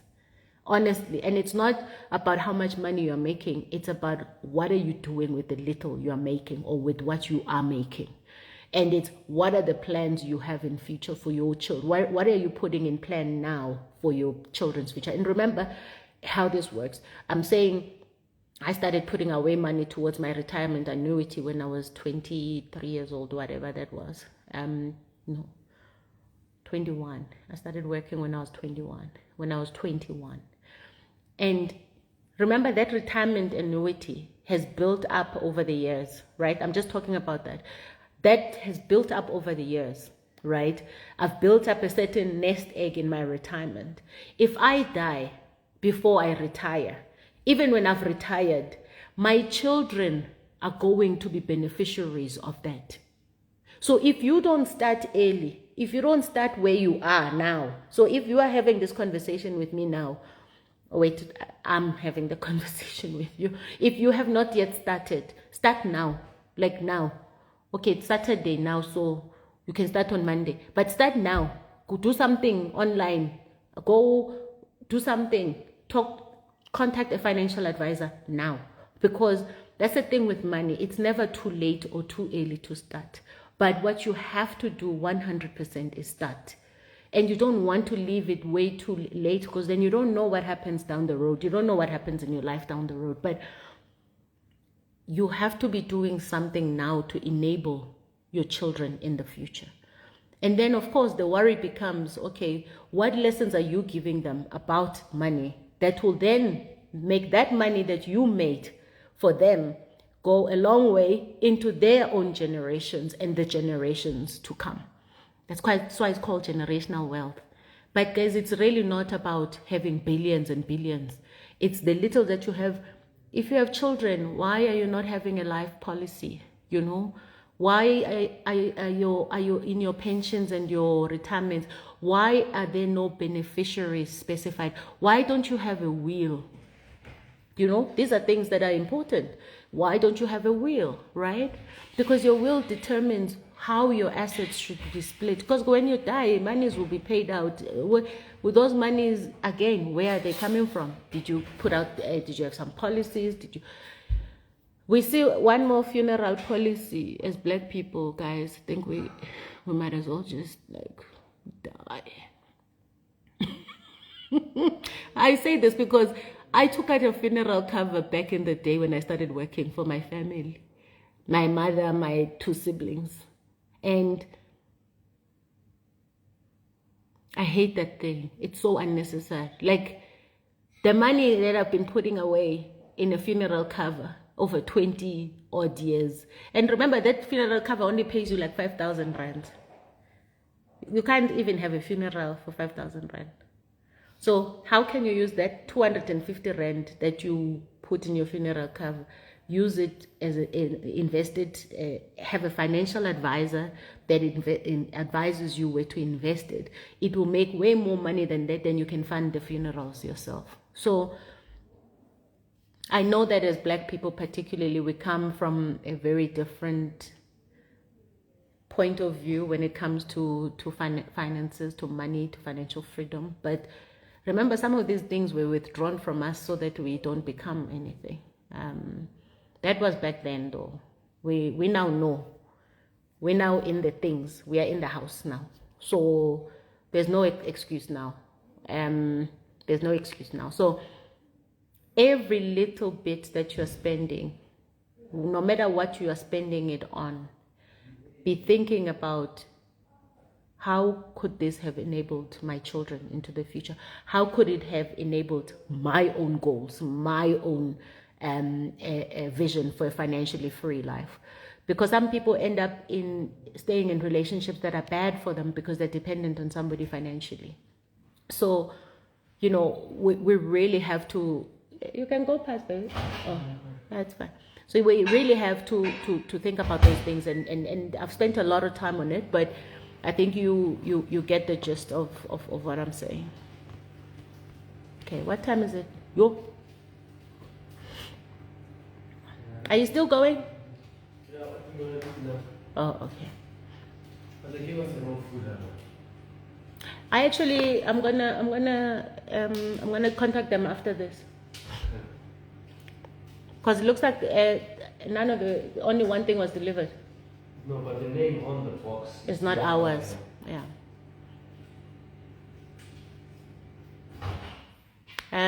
Okay, guys, I just want to take one more and then I'll close this. There's a lot of them here. Sorry, guys, I'm not going to be able to get through all of them, but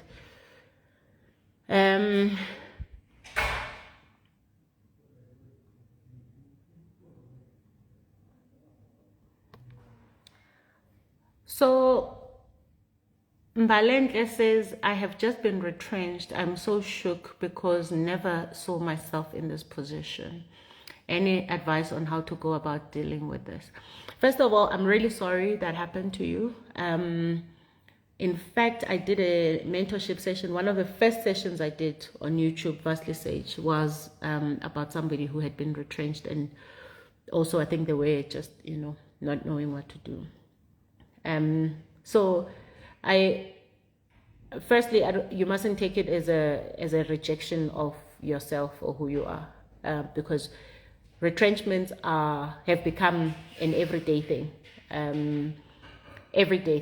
In fact, I think in South Africa we've still been we have been shielded for a long time, and more and more, of course. I mean, I think about dating back to 2011 when I started to first experience a big retrenchment process myself, which I was part of, where I was in two companies, in fact, 2011 and 2012, two big banks that I worked at, where there were big retrenchment processes. And the unfortunate thing about retrenchments and how I experienced them was that us as senior managers were fine and everybody else was, and I found that to be very disturbing internally. And in fact, I left the one bank because of some of those reasons, how we were handling the process.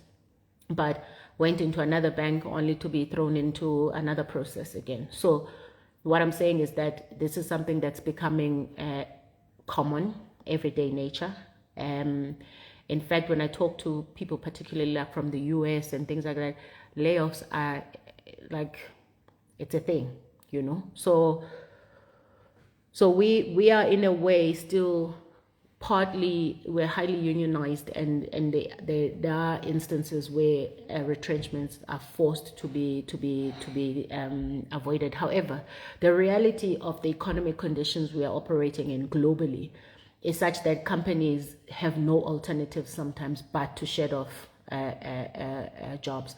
It is a capitalist system, guys. I'm not gonna try and sugarcoat it for you. It's about how much profits the company can make. And if they can shed off 1,000 jobs, they'll do it in a heartbeat, because it's about shareholders and what shareholders are looking for. And it's a very harsh reality, but that is how these systems work. This is why when people say, they don't want to start businesses or start entrepreneurship because it's not secure, it's not safe. I'm like, honey, you are worse off where you are because you are not in control of your destiny. So you must just mourn your loss. I mean, I don't know what the circumstances are, but mourn your loss. Take the time to grieve, because losing a job that you had no plans of leaving, and the fact that you were told you are no longer required is quite tough, right? So, but I think also in the same vein, start to take it as the opportunity to do what you've always wanted. So think of it now as you no longer have this job that you were too scared to lose, right? You no longer have the job that you were too scared to lose. So you have nothing left to lose. Try something you've always wanted to try, but you were too scared to try.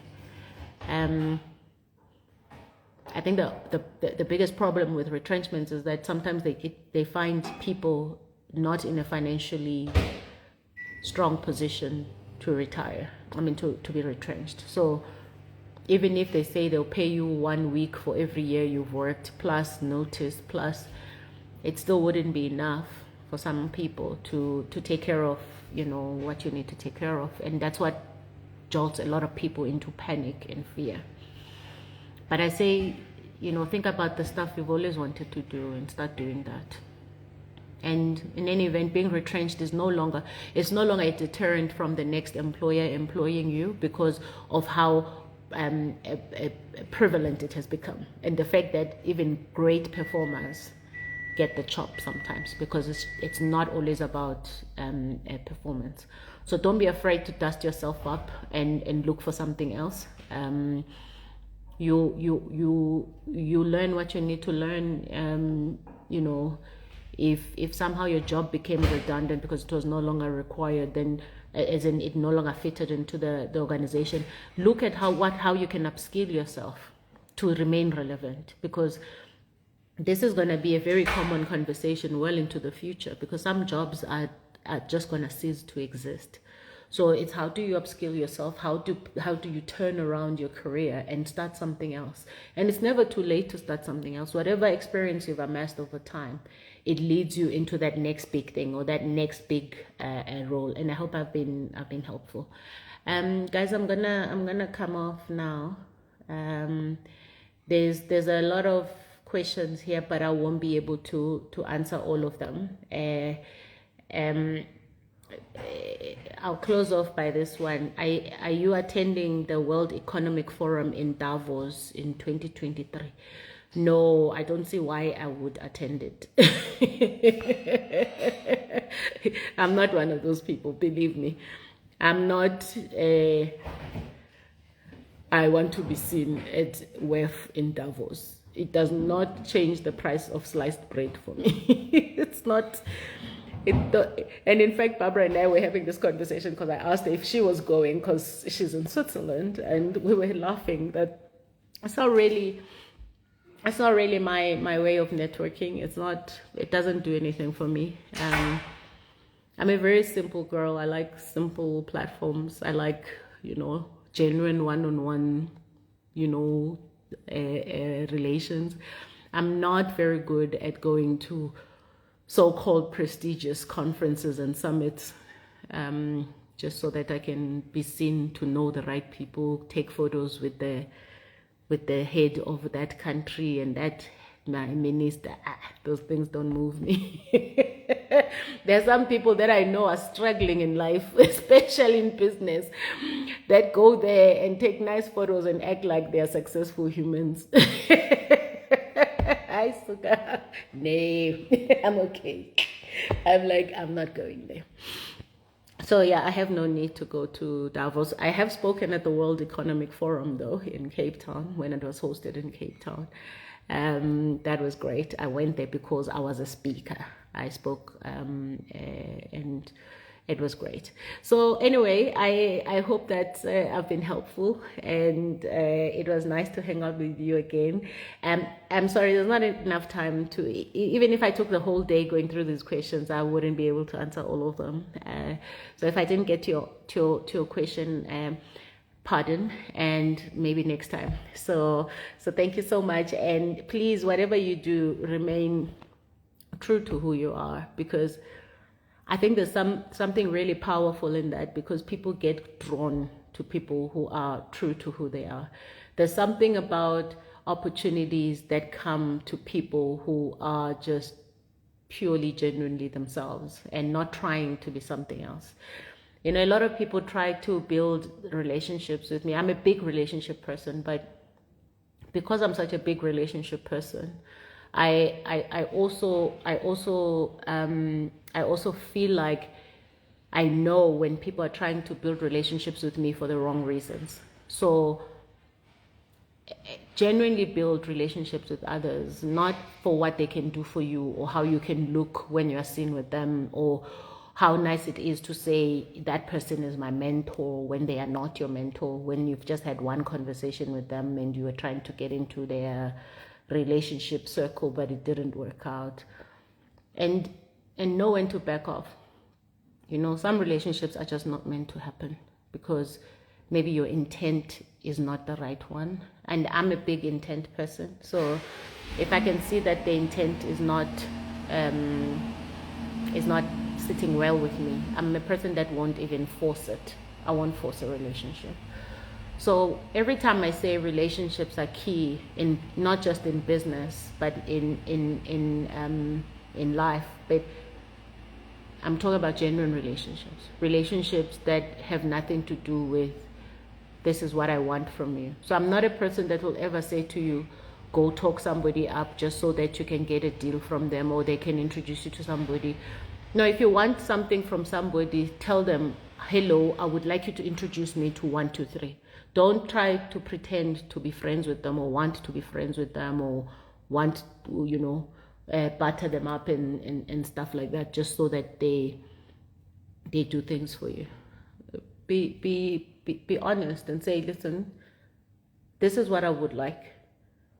Can you help me with it? And if the answer is yes, of course it's yes. And I respect people who come out right.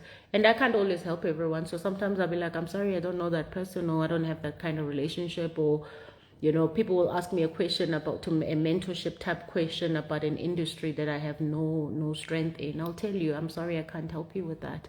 So, and be okay with people telling you that. And don't take it personal and that people are not willing to do things for you. No one owes you anything, right? We know this. We know this. If you don't know, I'll remind you. So in everything you do, I hope that helps. I hope you think about it as, this is what I want to achieve. Who are some of the people that can help me open a certain door? And you go to them and ask for them to open a door for you. But not a door. I mean, I've had people ask me to endorse them. I'm like, how can I endorse you? I don't even know you. I've had people ask me to write things for their books, to do things for their books. I'm like, but I don't even know you. So now you want me to put my name and my reputation and attach it to you, a person I don't even know. So please just be mindful of what you are asking of people, and be honest, and don't try to be like others. If someone is seemingly successful, don't envy their success. Try and find your own path and take the lessons that you can take from them. But we are not all gonna have the same template in life. We don't. Our starting points are different. Our nature is different. Who we are is different. Where we are going is different. Our paths are so different. So I don't even know where and at which point in life did we suddenly think trying to copy others is going to lead to our success. And it's not don't take advice from others or see how they are doing it. It's take what they are offering and pick what works for you, and then try that out, right? But don't start comparing yourself. This thing of envying what other people have when you don't even know how they sleep at night. You won't even be willing to give up what they give up to have what they have, or whatever it is you believe is enviable. So if we just stay zoned into who we are and align with who we are, and the things we do must be about who we are and who we are trying to become. And I wouldn't want to live in a world where we are all the same, we look the same, we talk the same, our nose looks the same, the weave looks the same, bags look the same, our cars look the same, where we vacation is the same. I'm like, oh, come on. So when people say, oh, I would like to be like you, I'm like, don't, it's not possible. It's not possible. That's not even something you should be wishing for. If you're wishing for things like, oh my gosh, the way you've dealt with hardship, I admire that. and take whatever I offer as how I've dealt with hardship and pick what works for you. And then do it for you, your own path, how yours works. You know, what is your tolerance level? What are you willing to do and not do? So I never, other people are happy when people say, oh, I want to be like you, because they feel idolized. I don't want to be idolized by anyone. But what I'm happy to do is help you along by sharing my own experience and my own journey and say, this is how I've done it. So you pick what works for you. And don't envy other people's lives, because, hey, the cost, money, the cost is high. So be authentically yourself when you're trying to engage with people. People can see through you. I can see through BS a mile away. And I lose respect for you when you come with me with some BS, okay? I find it disrespectful, and that's how I treat it. If you're coming to me and you're lying about who you are and trying to camouflage who you are and trying to make yourself sound like somebody you're not, I find it disrespectful to me, because you are essentially saying I'm a fool and you're trying to fool me. And immediately I shut down. I don't want to engage with you. But I really have a lot of respect for people who remain who they are and say, listen, I don't have everything figured out. I'm struggling with 1, 2, 3. And then I see, okay, what can I share, and where can I help? And I'm willing. I will go out of my way to help somebody who I genuinely feel is being themselves, and they're really trying to, do something with their lives. But having said that, guys, I don't know all of you. So I'm just saying, the people I do come across, let me not run the risk of, I once appeared on a TV, on Morning Live, and the next thing I was having a barrage of emails of people asking me for money for all different kinds of things, because somehow somebody said I have a multi-million business. And I think people don't understand what that means, as Amanda has a multi-million business and Amanda has multiples of millions and billions. These are two different things. So even if I had them, they are mine. You can't just keep asking me for unreasonable things. And some people are just like, where did you even get my details from? Like, why are you even contacting me? But anyway, it's the story of my life. So I hope I've been helpful. I hope that you can connect the dots as well in your own life and see, because guys, at the end of it, I can assure you, you can spend your whole life trying to be like others or trying to be jealous of what somebody else is, instead of using that energy to work on what you need to work on and build what you need to build. And there's always going to be somebody with more money than you. There's always going to be somebody with a better house than yours, better cars, more disciplined children, bright children, a hot spouse. Somebody's always going to be more beautiful than you. That's just how life is. If you look at life with a lens of, for one to have, somebody must not, right? When you look at the lens of, for me to be beautiful, somebody else must be ugly. For me to be rich, somebody else must be poor. For me to have, somebody else must not have. If you use that lens to look at your life, you're always going to have problems, because somebody's always going to have more than you. So what are you doing? You're living your life trying to chase people, chase who has, who doesn't have. They are always going to have something better than yours. If your lens is that, if your lens in life is who has what and what do I have, it's never going to work. We are all different people, different species, different human beings, different circumstances, different needs, different wants. And we might all wish for the same things, but how they manifest themselves is not the same. How God has decided who gets what is not the same. Doesn't mean yours is not good, or mine is better, or yours is better. Simple means it's what's mine. It's what I want. It's what I'm happy with. It's what I think that's what contentment means. When you're content with what you have and where you are. Because if you're busy trying to chase every single thing, it's like these fashion brands where you get invited to the latest collection. And some people, I didn't even know this was a thing at some point. I got exposed to people who are like, oh yeah, that's an old collection that's an old Chanel bag, or that's an old collection of Dior or whatever. And I'm like, so you must shop every collection, every year, every season. You shop, I know, for me I don't care. So I get invited to a collection, what. If it's not my course, I'm not there, guys. Just like, I'm the wrong person to invite to something like that, because it's not who I am. I'm not that person. I'm not that person. So a life of who has the latest, who has the best, is a life that's incredibly tiring. It's a life that will lead to depression for sure, because someone is always going to have more. Somebody's always going to have, yes?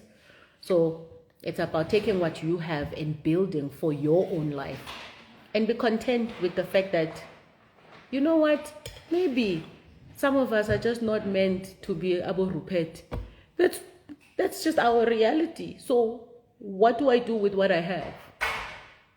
And that kind of life and that kind of perspective, I think, breeds so much joy, because you're not constantly running after something. You're not constantly trying to be like others. You're not trying to be, I don't want to be seen everywhere. I don't care if there was the biggest and the best party where the biggest and the best people were around. I don't care that I wasn't there. In fact, I'm happy that I wasn't there, because I don't want to be seen everywhere. I'm not for everybody. I don't want everyone everywhere to always be like, oh, Amanda, we hang out, no, Amanda. Just now they start coming up with all sorts of things that don't exist, because I'm everywhere. So I don't mind being passing me by. I'm that, let them pass me by. The things must pass me by. I don't mind.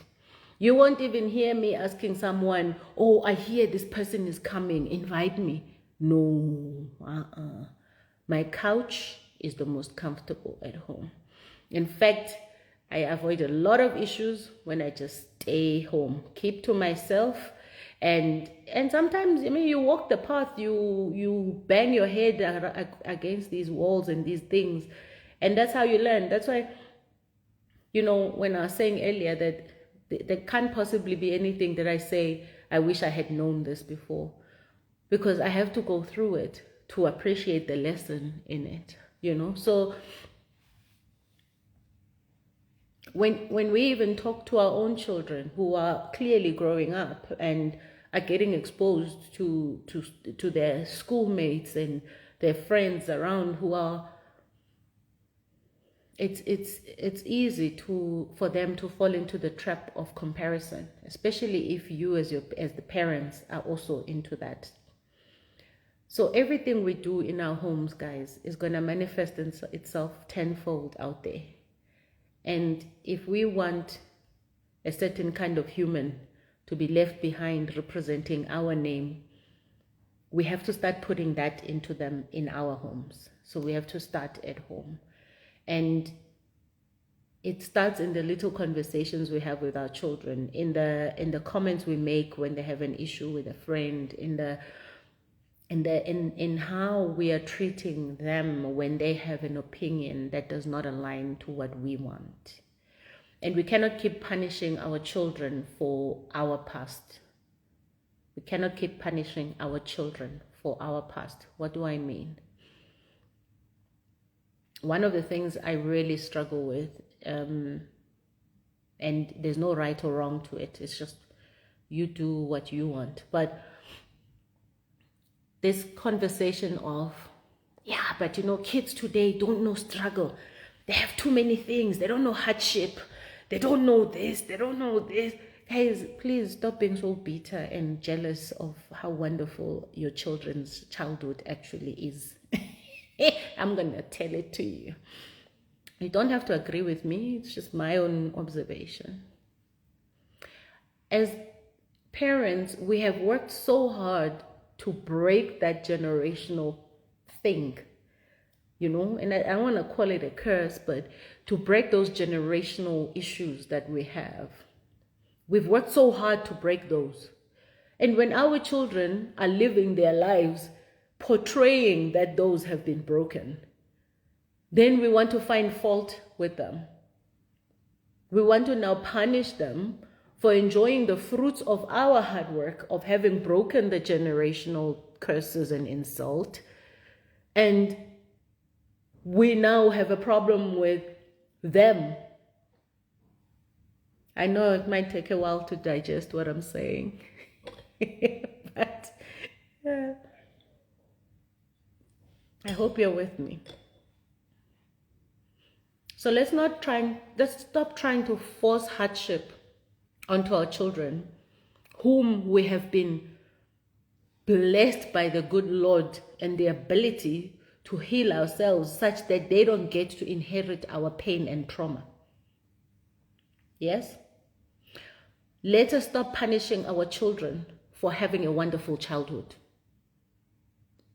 Let us stop punishing our children for having a wonderful childhood and keep telling them things like, oh, when we were growing up, we used to play black mamba tile outside, whatever the thing is. Oh, we used to. Yeah, we are happy for you. It's not your time now. It's your children's time. How do we adjust to their reality and their environment whilst equipping them with the values that we believe are going to enable them well into their lives and well into their own children's lives? So please, we keep punishing them for, yes, our kids are having such a wonderful time, a childhood that we've gifted them. Healed parents who have gone for therapy, who used every cent for therapy, who have seen priests, who get prayed on and prayed for. Our children are a beautiful outcome of what we have put in to get them there.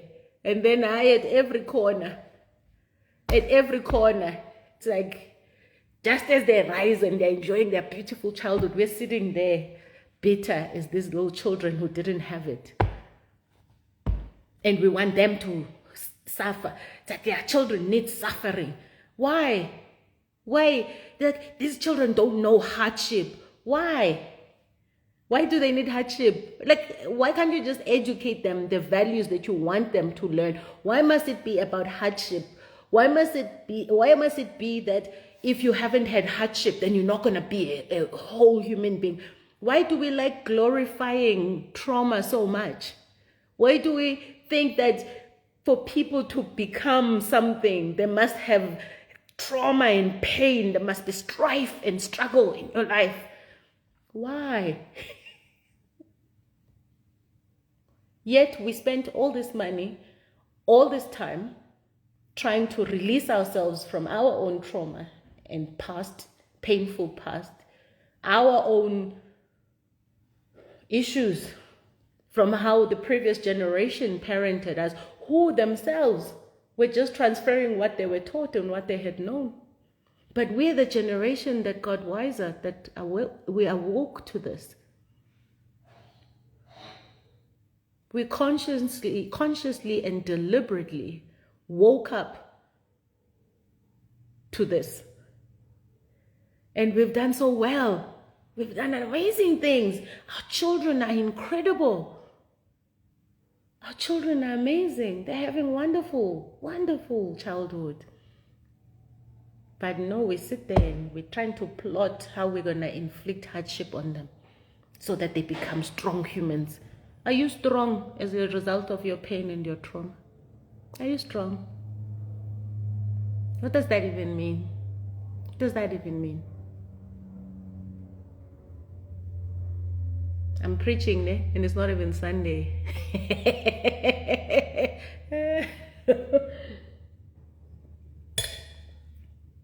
Let's be proud of what we've been able to conquer, what we've been able to achieve, and the things we've been able to gift our children. The best gift you can give to your children is a beautiful childhood that is free of trauma, free of hardship, free of struggle, free of strife. That's the best gift you can give to your children.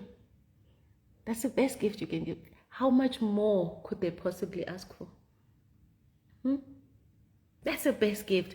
But now, we need to be checking ourselves, because we've gone and worked so hard so that they have that, and then we sit in a corner and we sulk because we didn't have it. And why are they suddenly happy? It's like, why are my children happy? Hi, guys. No. No. I know I said I was out of time, but then I got into this zone. This zone is where I'm at. Yes? Please, let's check ourselves. We have done well. Yes? We have done well. We've done so well. So well.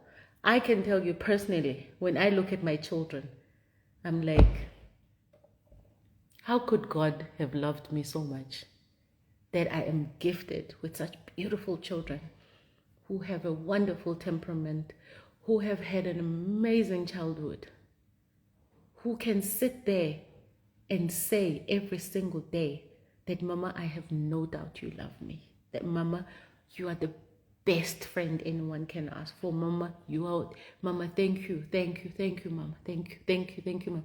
Then we sit there and we think, how can we destroy that? So have you really healed yourself then, if you still think about that? If you look at life that way, if you keep your children, if you keep thinking your children deserve strife, hardship, and challenges, maybe you need to take a few steps back. Yes, take a few step backs and understand why you feel you need to punish your children for a life that you worked so hard to give them. Why do you feel the need to punish your children for a life you have worked so hard to give them? Yeah? And I'm not saying don't discipline your children, but I'm just saying educate them. Give them the set of values you need them to learn. But they don't need pain and suffering to be that. Look at people who have not had pain and suffering. Are they not successful? Why do we glorify pain and trauma? I even listen to some people who talk to me about, and I don't know, sometimes they have this trauma inferiority complex, where they talk to me because I've had such trauma in my childhood.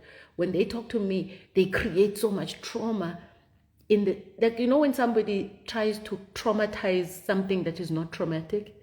And I'm not in any way saying I'm trivializing the trauma. No, I'm saying something that really, somebody who says they grew up poor, and then they'll tell you that, I knew that I was poor when I realized other children had been BMWs in their homes. And then you're like, but wait,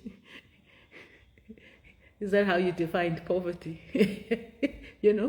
So all I'm saying is that in the quest of trying to be seen to have risen above trauma, hardship, and that we are now resilient humans, maybe let me put it this way. We live in a world that glorifies trauma. So therefore, if you have not suffered trauma in your life, it's like you are not his caucus in life. I'll say it's caucus and pilo. You have not suffered, therefore. Really? Really? So it can't be that we've worked so hard to build this life for our children. I don't know about you, but I have worked so hard to make sure that my children don't have trauma and they don't have pain. Anytime my child is in pain, even if it's them fighting or having some argument, my heart breaks into a million pieces. Even when my husband shouts at my children, I want to jump on him and scratch his eyes out. That's how painful it is. I don't want them to ever suffer pain. Of course, I can't spare them from life's pain. I can't spare them from life's experiences. But that's way after my part is done. Yeah? So I'm just provoking a bit of thought around how we show up for our children. And that these things that we say, everything that comes out of our mouth, we need to be thinking about, why are we saying that? Why do we believe children deserve strife, hardship, and pain in order to become resilient people, strong people, worthy people? Yeah? Because I can tell you, as someone who's had it, that there is no way I want that for my children. But I know that you also don't want that for your children, especially if you've had a taste of it. So what's going on? What's going on here that is making you want your children to experience pain because that's what you experienced, right? Yeah? And they have more things now. Yeah, they do. Vele, you work. You wake up every day, you go and work so that your children have the things you didn't have. And then suddenly you are also resentful, all in the same vein. I think our children are so confused by us. We are such confusing parents. In fact, my husband and I were laughing the other day. I think we were listening to our children. We had gone somewhere and our children were playing their music. And he says to me, yeah, you know, it's amazing that the music that our children are listening to, it all sounds the same. And I said to him, it actually does. It sounds like they're all protesting against something. Like the music is like they're all protesting against something. There's a protest going on. Yeah? And that's the sound. Even if the lyrics are not activism or protesting of any kind, but the music sounds like, you know, the protest. And I feel like our children are really trying to protest against us because we've gifted them this wonderful life. We've worked so hard. They've seen us work hard to give them this wonderful life. And yet we are also a bit resentful at the same time. But I think it's because we're not conscious of it. We're not conscious of it. So please take a moment. Be conscious of how you're showing up for your children. Don't resent how hard you've worked and how hard you've worked on yourself for them to be where they are. They deserve it. They deserve it. Our children do not deserve pain. They do not deserve trauma. They do not deserve any of the things that we can avoid. Because life will happen. They'll learn what they need to learn. I hope that you have equipped them with the ability to learn how to deal with challenges. Yes? So thank you very much. I hope I have helped in some shape or form. I hope I, got you thinking a bit differently. And yeah, I hope that we don't look back on our lives and regret the things we should have done, or the things we should have done more of and less of. Because the only moment you have is now. The only moment you have is now. Give your children the best of everything. Why not? Why not? Why would you give birth to children and drop them on earth and hope they suffer? This thing is here. We need to heal this. Yeah? Let's give them the best of everything. I can tell you, pain, trauma, strife is not a stamp of approval. And I can assure you that their generation, they are shocked when you've given them everything. And then the next thing, you are passively, aggressively attacking them about their privilege. But you gifted them the privilege. You worked so hard for it. So why try and break them down? It's okay. It really is okay. It's okay. It's okay. You've done well. And they are exactly the humans you would like to leave behind. Now it's continue to cement them in those strong values, strong value system that is cemented in love, in nurture, in care, in enabling. Yeah? It's okay. It really is okay. They don't need pain. They don't need trauma. They don't need suffering. They don't need any of that. Thank you very much.